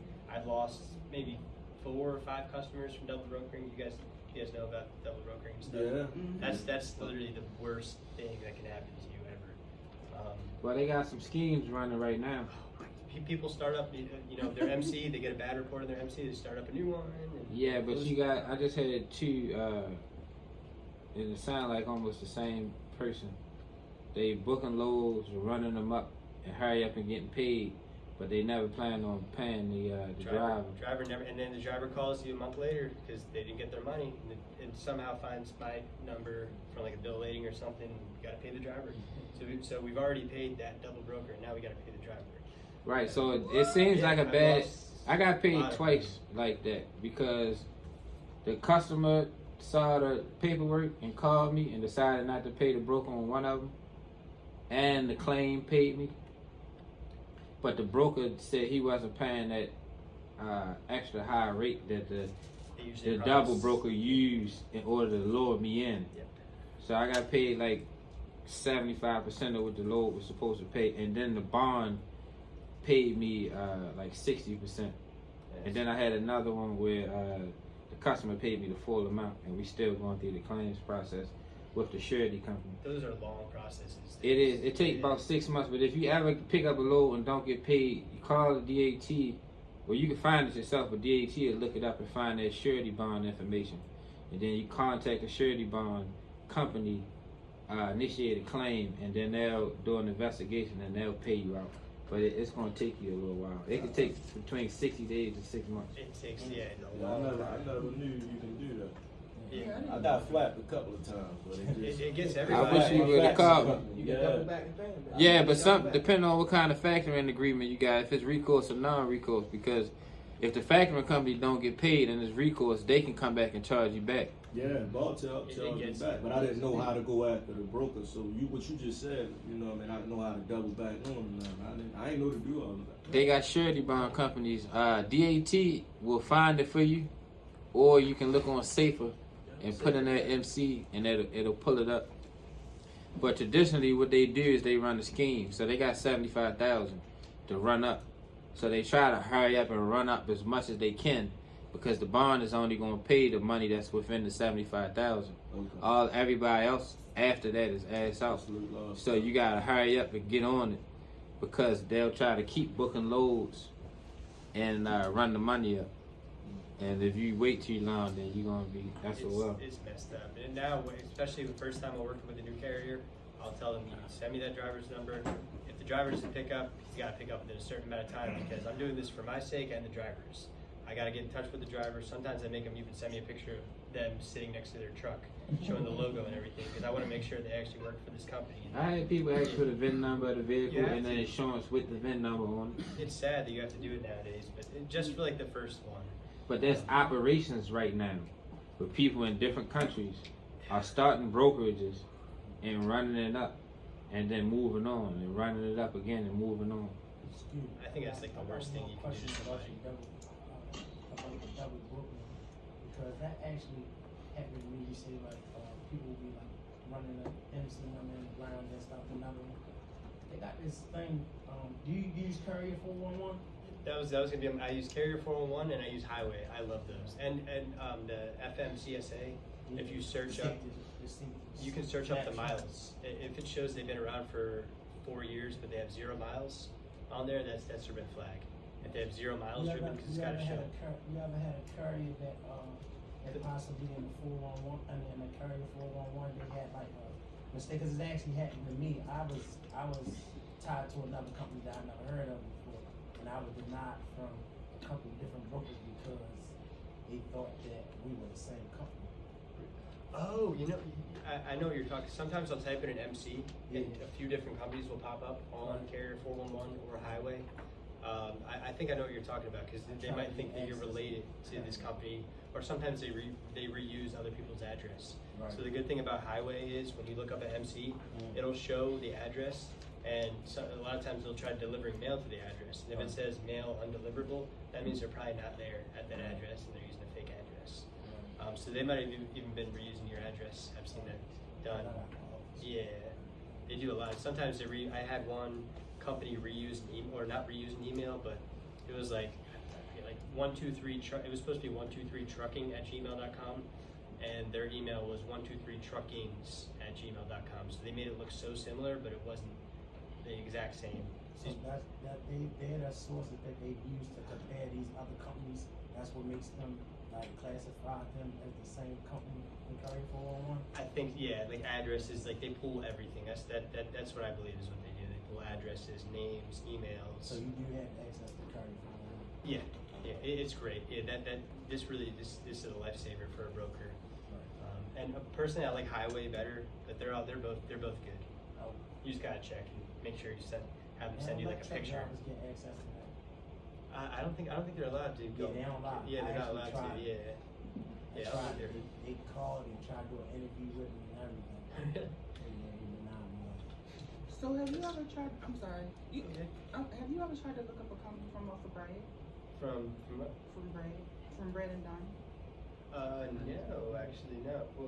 I was just asking because depending on like the addresses and stuff like that, like that probably verifies if it's real or not. Yeah, because a lot of stuff pops up as well on Brad and Dunn Street. That's smart. You look up the DMV number and stuff. That's probably another smart thing you can do because they probably won't have anything on there. Anything in detail. That's smart. I'm gonna look. I'm gonna actually mention that to my company because we've been trying a lot of different tactics to get away from double brokering. We lost a lot of money this year doing that. Why? You gotta pay the double broker. A lot of times these double brokers request quick pay. So, but now we don't do that anymore. But usually you already pay that double broker, and then you gotta pay the carrier after. So instead of paying $5,000 for Maryland and California, now you're paying $10,000. And here's something for y'all. This is how you can tell when they running the scheme. When they'll be non-factorable, or you can ask them and say, "Hey, do you factor with Loves or whoever?" Then they'll say, "Yeah." Then when it's time to send in the load, they're not factorable. Then they'll say, "Oh, we got quick pay." Then it won't be a normal quick pay like a 1 day or a 3 day. It'll be a 7-day quick pay. Then when the 7 days come, they'll come back with something like, we need a voided check, or a piece of one of the documents wasn't signed correctly or wasn't clear. They'll keep stalling. If you do a quick pay and it's a 7 day and 10 days go by, then you gotta super aggressively start the claims process. And I've had times where I've threatened the claim and say, look, here's your bond information. If you're not paid by such and such, we're going to initiate a claim. Or I'll tell them that I've already initiated the claim. Then they'll try to hurry up and pay. But out of the last 5 years, I've only had 2 people where I had to actually go through a claim. So it's rare. But right now, it's some scheme artists running around, running up $75,000 bills. They don't care about anything. A lot of them don't even live here. So No, like, they don't. They're in different countries. Yeah, Do U.S. you law does legally not apply to them. contract that? Like what you were saying, like can you legally contract that inside of, you know, as far as when you're going into the Well, what you can do, if you ask them how to avoid it, your factoring company should have a credit check process where you can check the credit of the broker, or you can call your factoring company prior to signing it. Before you, if the rate column is not signed, you don't have the load. No, I'm Whether saying- they verbally gave it to you or not. You can take that time to call your factoring company and say, hey, does this company, do you factor with this company? Or my last factoring company had a credit check tab in the app where you can put the MC or the name of the company in, and it'll tell you if they factor with them or not. If they reject it from the factoring, it's up to you if you want to take the risk of collecting the pay from them. And you got to check with your factoring company, because some factoring companies don't allow you to collect by yourself. So you're going to have to get a letter of release, and like TAFs. TAFs won't give you a letter of release. So then you're stuck in the wind. So you took that load at your own risk. So you're supposed to find the load, negotiate the rate, get the rate confirmation, check the credit, sign it, send it back. So you're supposed to do your due diligence before completely accepting the load, but most people is driving and moving, and Sometimes they get you. they get offer quick. you so much on the load that it's like, man, this might be worth the risk. So from your point of view, that's how it goes. Because from my point of view, they just say yes to everything. Like, can I get a truck here in 1 hour? Like, yes, or whatever. So they just answer yes to literally anything I ask. So I guess your point of view, they just offer you insanely high amounts of money. Dad called me like the one we did, the load was paid $5,500. All the other loads in the area was paying like $2,900, and it was a Friday. I was like, shit, I can sit here and haggle with brokers all day or all morning, or I can take this quick $5,500, run it through the quick pay, deal with it later. And they, prior to accepting the load, they mentioned it. We'd have quick pay, even though that was after they lied about the factory. So you know, sometimes you gotta check your greed as well. Do y'all ever sue companies? Yeah. Sue companies? Yes. Like if y'all, not as far as double roll, have y'all ever had to? No. Me personally, no. The company I used to work for, no. This new company, no, I don't. Well, that's why I was asking if y'all, as far as legal contracts behind you all, you know, giving out the orders and accepting the orders and stuff like that.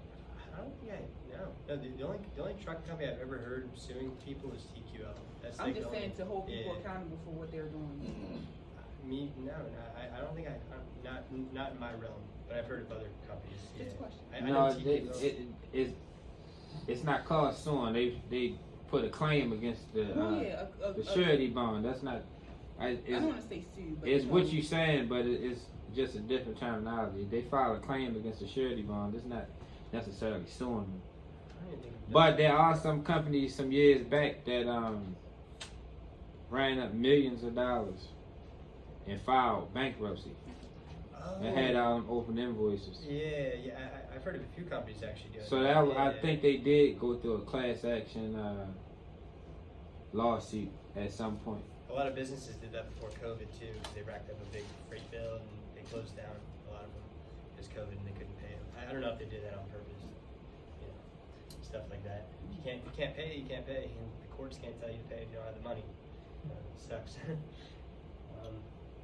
Should I go on the next slide? Yeah, go ahead. My bad. I know. I'm sorry. Oh, what the heck?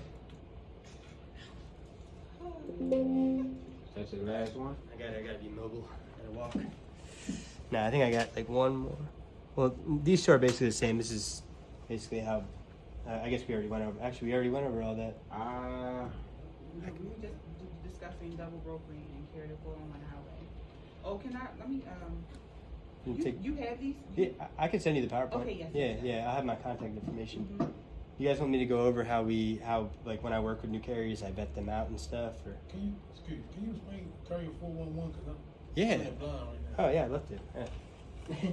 Yeah, so Carrier 411 is basically a website that was made for brokers, so we could all write comments and stuff about other carriers, so we know, I guess, what they've been up to. Like if they're double brokers, and I look up a carrier's MC, it'll show that they were a double broker. You know, it shows how many accidents they've been in. Sometimes brokers will write comments on them, like this driver was late to like 4 of my deliveries. He didn't call me to let me know. So they write comments on the trucking company, like bad dispatcher and stuff like that, just so you know, and all the brokers have an idea of what these trucking companies are like before they work with them. Also, it's like Yelp for truckers. It's like yeah. It's like a Google review page for. Let me rewind a little bit. What is double broker? Yeah, okay.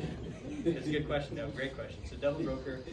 So My bad. I should ask that first. no, that's fine. That's fine. So for example, That's a middleman selling to the middleman. Yeah, it's so for example, my customer wants me to get a truck from Baltimore to Cali. I post up my load on one of those load boards to try and find a driver to cover it. A driver, quote unquote driver, is calling me up saying, "Hey, I got a truck. I can move it for $4,500." Okay, and then I book it with that driver. Little did I know, this guy is actually acting as if he's a broker like me.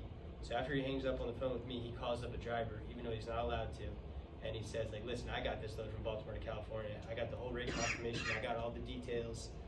You want to cover this?" They find another driver that I didn't even know about to cover this, and they're saying that it's their driver or they're saying that it's their own trucks, when really they're just doing what I was supposed to do and find a driver directly.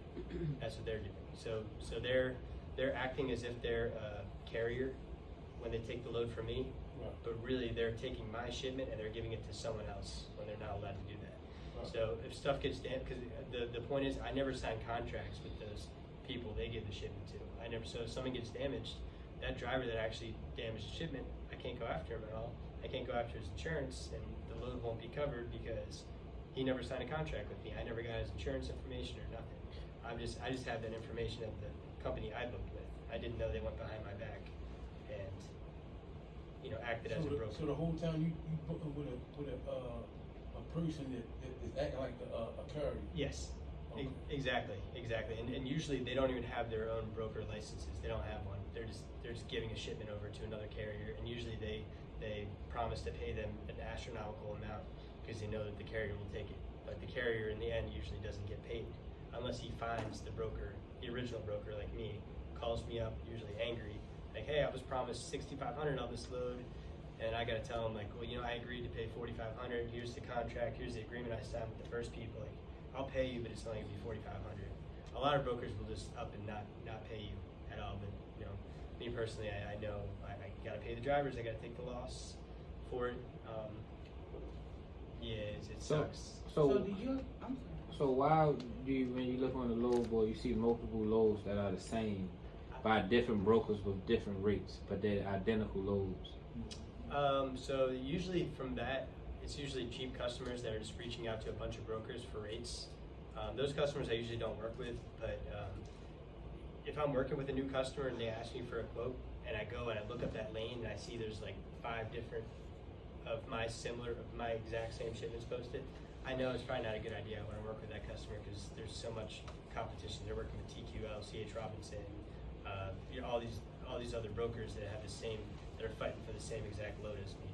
So it usually comes from the customer reaching out to a bunch of different brokers. That's from my experience, unless you're like Landstar. The low balls are giving you problems. Yeah, a lot of, sort of, but then the low balls are creating the market for everybody. Just like the low ballers are creating the market for the truckers too. Yeah. Accepting the low rates. From my experience, yeah. So you mentioned Landstar. What's so different about Landstar? I know Landstar. A lot of people are mentioning that they're big on double brokering or stuff. Me personally, I've never worked with them before. But I've seen people give a load to Landstar, and then right after, Landstar will just post that same load on the board. I've seen, well, I've never seen that happen, but I've heard a lot of brokers say to stay away from them because they're known for doing that. I don't know how true that is, but you know, they do have lots of loads posted up. I don't know. It could be true.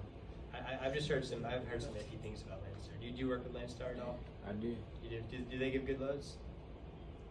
It depends on what you call it good. I remember. I don't go off. I don't go off the whole good load, bad load. If it pays well, it pays well. Cause I don't look at one load individually. I look at the inbound and outbound, and I collectively average out how much it costs me to do a group of loads over a certain amount of time, and then I say, all right, well, what's left?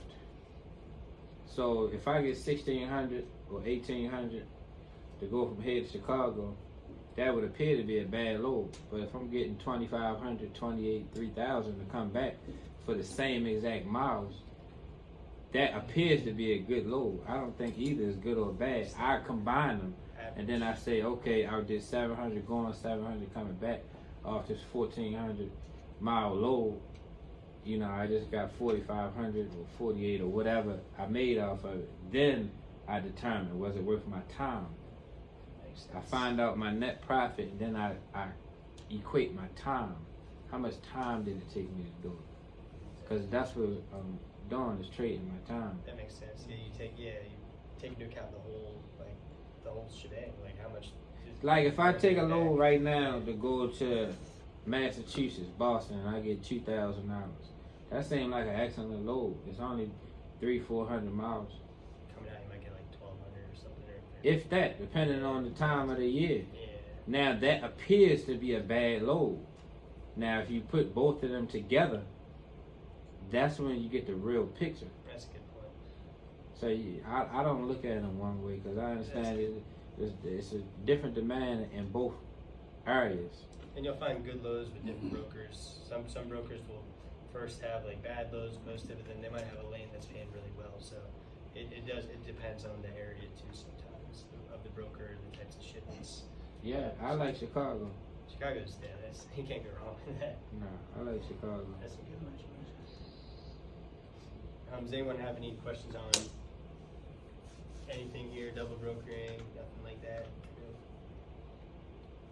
The credit score for truckers, what is that? That's the MC. So when a trucker calls me, usually if it's the first time, I'll ask them for their MC number, which is their motor carrier authority. They'll give me it. I'll plug it into the website, like Carrier 411, whatnot. I'll get to see their whole history. It's like their credit report basically. I get to see their accident history, their safety record. Do they have drunk driving on their record? Just everything, literally a lot of stuff. So I like to look at that. How long they've been around for. I like to work with ones that been around longer than 1 year, but I like working with new drivers at the same time. So because we all gotta. Yeah. So it depends. From the broker side, now you got brokers. You talked about double brokering. What do y'all see about people who had multiple MCs and ditched old companies and all of that? How can you detect that from your end, or can you? No, you can't. You can't tell if one MC was related to one that was closed down. Is that what you're asking? Yeah. Like no way to tell. That's why I have them send me pictures. That's why I have them give me the driver's number. Even before I actually send them the rate con, I'd like send me your driver's number. And usually, if they don't want to do that, they're either like lazy or they're double brokers. So that's a way to like weed them out. But you can't know until you get that information from them, just for the first time. Maybe second, depending on how much you don't trust them. But you can't tell which MCs are linked. Sometimes addresses are linked to each other, but even then you can't. It's really hard to tell. Like that man over there was mentioning that his name was popping up under someone else or some other carrier's information. So it's hard to tell because he's not related to them at all. Then you might think he is. You don't know.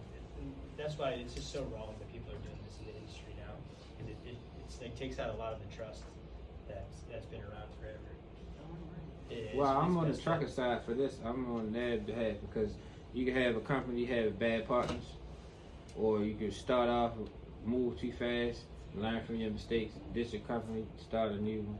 I just want everybody to see from all aspects. It's very no, and the double brokering affects brokers and carriers too. Like, it's all pretty much the same. It's all in the same like realm. It's all so like how broker works, how the truckers work. It's all in the same house basically. It's different rooms. Different rooms. Yeah. I think you told me to talk about this with the carriers. Like, what should carriers do to keep getting business? I think I went over it a little bit, but my biggest thing is communication. Like I said earlier, if your truck breaks down, don't let me call you to find out. Just call me. Let me know if you're gonna be late. That way I can let my customer know, and it might turn out a lot better. Don't be late. Don't be late, especially on the first shipment. And please don't be late. If you are, just call me. Let me know. A lot of drivers will call me if they get there early, and they're like, hassling the shipper, like, hey, can you load me up really quick? And then my customer will call me like, hey, the driver's here. He keeps telling us to load him. We told him to not be here till whatever, and he's like an hour earlier. They do that? The shippers call you? Yeah. You complain? Yeah. So then overall, and then it gets reflected. It gets reflected back on me. Well, I'm gonna be there early, so they gonna call me. I call. Yeah, I'm trying to be early as possible. My load at 8. That shit open at 6. I'm in there knocking on the door. It happens. It happens. And I'll just tell them, sit tight. Like, I got your detention covered. Don't worry. But then my customer will call me like, hey, this driver keeps hassling me. I gotta call the driver. And so it's a lot of stuff you gotta deal with. But then again, you don't charge no extra. No, I do. I charge them. It depends on how long I've been working on this customer. I just look at the whole long term of it. Like, if these customers give me so many loads that I can afford to lose a little bit on attention on this, then I'll be fine. But if they don't give me loads that often, like a dedicated, I don't want to say dedicated, but like a dedicated run. Basically, yeah, okay. Yeah. Then I'll be like, I gotta charge you on this. I gotta charge you whatever. Drivers charge me $75 an hour. I'll charge you $75 an hour. So it all depends on my long-term view of that customer and how much business they're giving me. There's a lot of factors. Once you get into the brokering, you'll realize that you gauge out all the relationships you have with these different customers. Is it okay to charge this person extra? Am I going to lose business doing this right now? Can it wait? Is it absolutely necessary to charge them right now? So all that stuff you got to look over. One thing I love when the drivers are answering their phone when I call. I like, especially on the first time, if they pick up like 95% of the time, I love that. Of course, I'm not gonna be calling at like midnight or anything like that. But let's say they just finished delivering, and my receiver's calling and saying, the driver accidentally left like one pallet on his truck or something. I'm calling the driver and he's not answering, and I gotta tell him, turn around really quick, which has happened before. I like the driver to pick up right away. Like, okay, I'll turn around right away. If they don't pick up their phone, then it becomes an issue. So I love when you guys get your phones. It's great. Well, you have some brokers, they tell you to sign up for tracking so they don't have to call you. Then they call you 4 or 5 times a day. Yeah. Most truck drivers like the job because they like they don't like people over top of it. They like the freedom. Kind of do their own thing. The only times I call is 1, if the tracking turns off, or 2, if something very urgent like that happens with them missing a pallet or something that I would need to call them for. But if it's like, where are you, or anything like that, ETA update, I don't call them at all. I got tracking. If they turn tracking off like longer than 30 minutes, then the most reasonable thing for me to believe is that they're probably picking up a partial.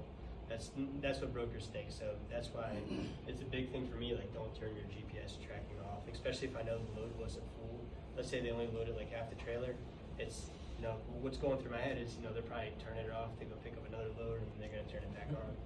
I've had that happen. Well, sometimes they might have accepted the tracking and opened it, and some apps, when you close it, it'll stop. So I put that. I tell them. So there's 2 types. You have it on only when you're on the app, and there's one it's always on whether or not you're on the app. So I make sure. And Trucker Tools lets me know if they have that selected or not. So if that's not selected, I tell them. You gotta put that on. Like, I don't want to bother you or anything, but you gotta have your GPS on. I got a question about you. Can you put your time back so everybody gets your number? Yeah. I got a question about you sending the carriage track, because a lot of it don't seem like you this type of person, but I guess you can only speak for the better half of brokers, because there's a lot of ignorant, mean, nasty brokers out there that just they're a little controlling too. So a couple different problems I probably had out of brokers is like when they send you tracking, they'll send you tracking to where it's like, I preset my loads to where it's like, if I know I'm on my way to Maine, I'm trying to find my load from Maine back home. So if I tell you, they ask me, they might say, well, where you at, sir? And I'm gonna say, I'm in Maine because I know that's what they're looking to hear from me. And they might post it on the load board that this load ought to be picked up before 4 o'clock. Why are you sending me a tracking at 10 o'clock in the morning? When I told you I'll be there before 4, then they like, oh, well, what time are you gonna be there? Does that really matter if it had to be there before? You asked on the load board that it's supposed to be before 4 o'clock. No, that doesn't. That's if you communicate. If you communicate with me beforehand that you're going to be there at 4 and I see on your GPS you're either around that area, or it's all the communication, and it depends on the broker. If you communicate with me and we've already built that relationship during the load, like I trust you, you trust me, like that's fine. I'm not gonna. And a lot of people, well, I don't know how many people you've dealt with, but from my experience, I've had multiple drivers. I don't like for a broker to contact, like you might say, I might book the load with you, or one of my employees might book the load with you, and you'll ask my employee for the driver's phone number. And I understand why you're asking for your own peace of mind and comfortability that I'm going to actually be on time and stuff like that. But drivers don't have the same sense of respect to be honest with you as I would, because it's my company. They don't care. They just drive. I don't think they should ask that anyway, because that's sort of like you asking him how much his customer paying. Right. That's your employee. That's why I never understood it. Why do brokers they like, oh well, what's your driver's phone number? So then my driver might say something inappropriate and it might make you upset. But then you didn't make the deal with me. Why not communicate directly with the person that's in charge instead of dealing directly with the driver? His job is just the driver. It sort of like taints you a little. That makes sense. A lot of brokers do that, but I don't know if you could really answer that because you seem like the better answer. Yeah, well, I mean, honestly, the only reason I get the driver's number is for tracking, because I got to send them the tracking link, and for the first time, so they can send me a picture on their phone, see if they're a double broker or not, because I want to make sure they get paid. Right. Y'all try to y'all want to come up and shake hands and introduce yourself, exchange information. Y'all can know each other face to face. Chris, where are you? Who are you with? Oh, wait, I call you a lot? And we always say the weather's nice? Oh, What brokers you work for? What brokers you work for? I'm at Pierce Worldwide. So we can call this number specifically and get you for That's as far my as cell, loads yeah. and stuff? How long that broker's been around for? I think like 50, 60 years. So they've been around for a long I time. never even seen it on the Yeah, road. they're really good. If you're trying to to be an agent, it's really good for brokers. Yeah, they get. My old company didn't pay me my commission until the customer sent them the check. Right. Here, they pay me the same week as invoicing. So what's the name of the company again? Yeah, Pierce Worldwide. PEARCE. Y'all work on a specific equipment list, or y'all do all? Everything. In terms of, we have our own trucks, we have reefers, but in terms of what we do, I do dry vans, 53, box trucks. I do a little bit of containers, flatbeds, goosenecks, or low boys, oversized loads, all that, literally everything. White glove, moving stuff, delivery stuff. If I wanted to go about being an agent, how would I do that? If I want to be a broker. So, to be an agent, so depending on how comfortable you are, you can call up, you can go on Indeed, or go on like a job search website and look for freight agents. Call up those companies, submit applications and all that. Most of them will give you a call, because it's not really that much of an expense for them to hire you. All they got to pay for is your email and a subscription to like a load board, which I think they might pay like $200 or $300 a month just to hire you. Because they don't really expense a lot. They're not paying you a salary or anything. So look up on Indeed and all these job searching websites for freight agents or freight broker companies hiring, and call up them. But most of them will like you to have experience. Most of them will. Right, so that's what I'm saying. So how you go about getting on with no experience? You gotta really talk your way into it. You gotta, like with mine, I told them I don't have a book of business, but I have experience. And I couldn't, because a lot of them like you to bring customers with you. And I told them that I could, but it was going to take me time. I know I could get it.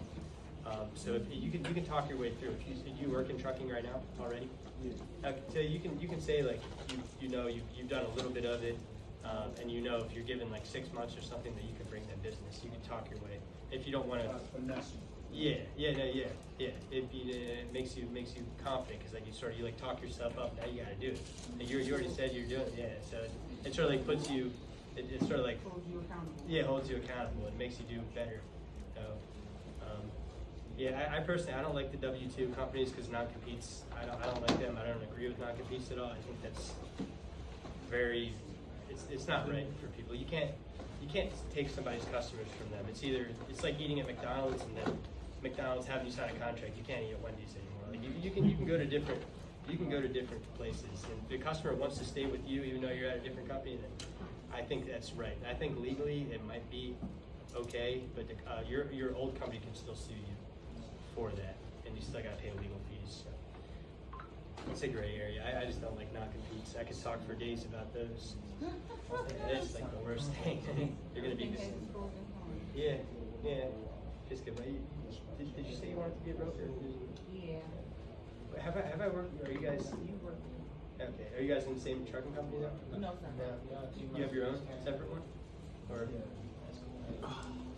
dude, that's cool, man. I got your number. Dude, that's awesome, man. 'Cause I know you live in DC. You're I call him pretty often. Actually, it's just our schedules never line up. But I call him for Lowe's. I'm like, man, I got some for you, Sam. Make sure you put them on your list. Yeah, he is. He knows. He knows I call. He knows. I work with him. Me and him almost opposite. Yeah, I heard it. Good weather guy. Yeah, it's funny. See people you know. Yeah. Hey, thank you for having me. Wow, we're gonna be looking forward to having you back. Y'all got any other questions? All of y'all, what y'all thought he get his information and talk to him? Yeah, he got on the board. God bless you. Oh, man. You can, and that's my cell. You can text it or whatever you need. If you need help with broker stuff, help calling people, just call me. You talk with him, Bill? Yeah, just call me. And I want to get that on the PowerPoint. Hey, Yeah, Bob, yeah. Text me. you got a chance to meet him? Text me or email. I'll send You it talk to you. to him, Ace?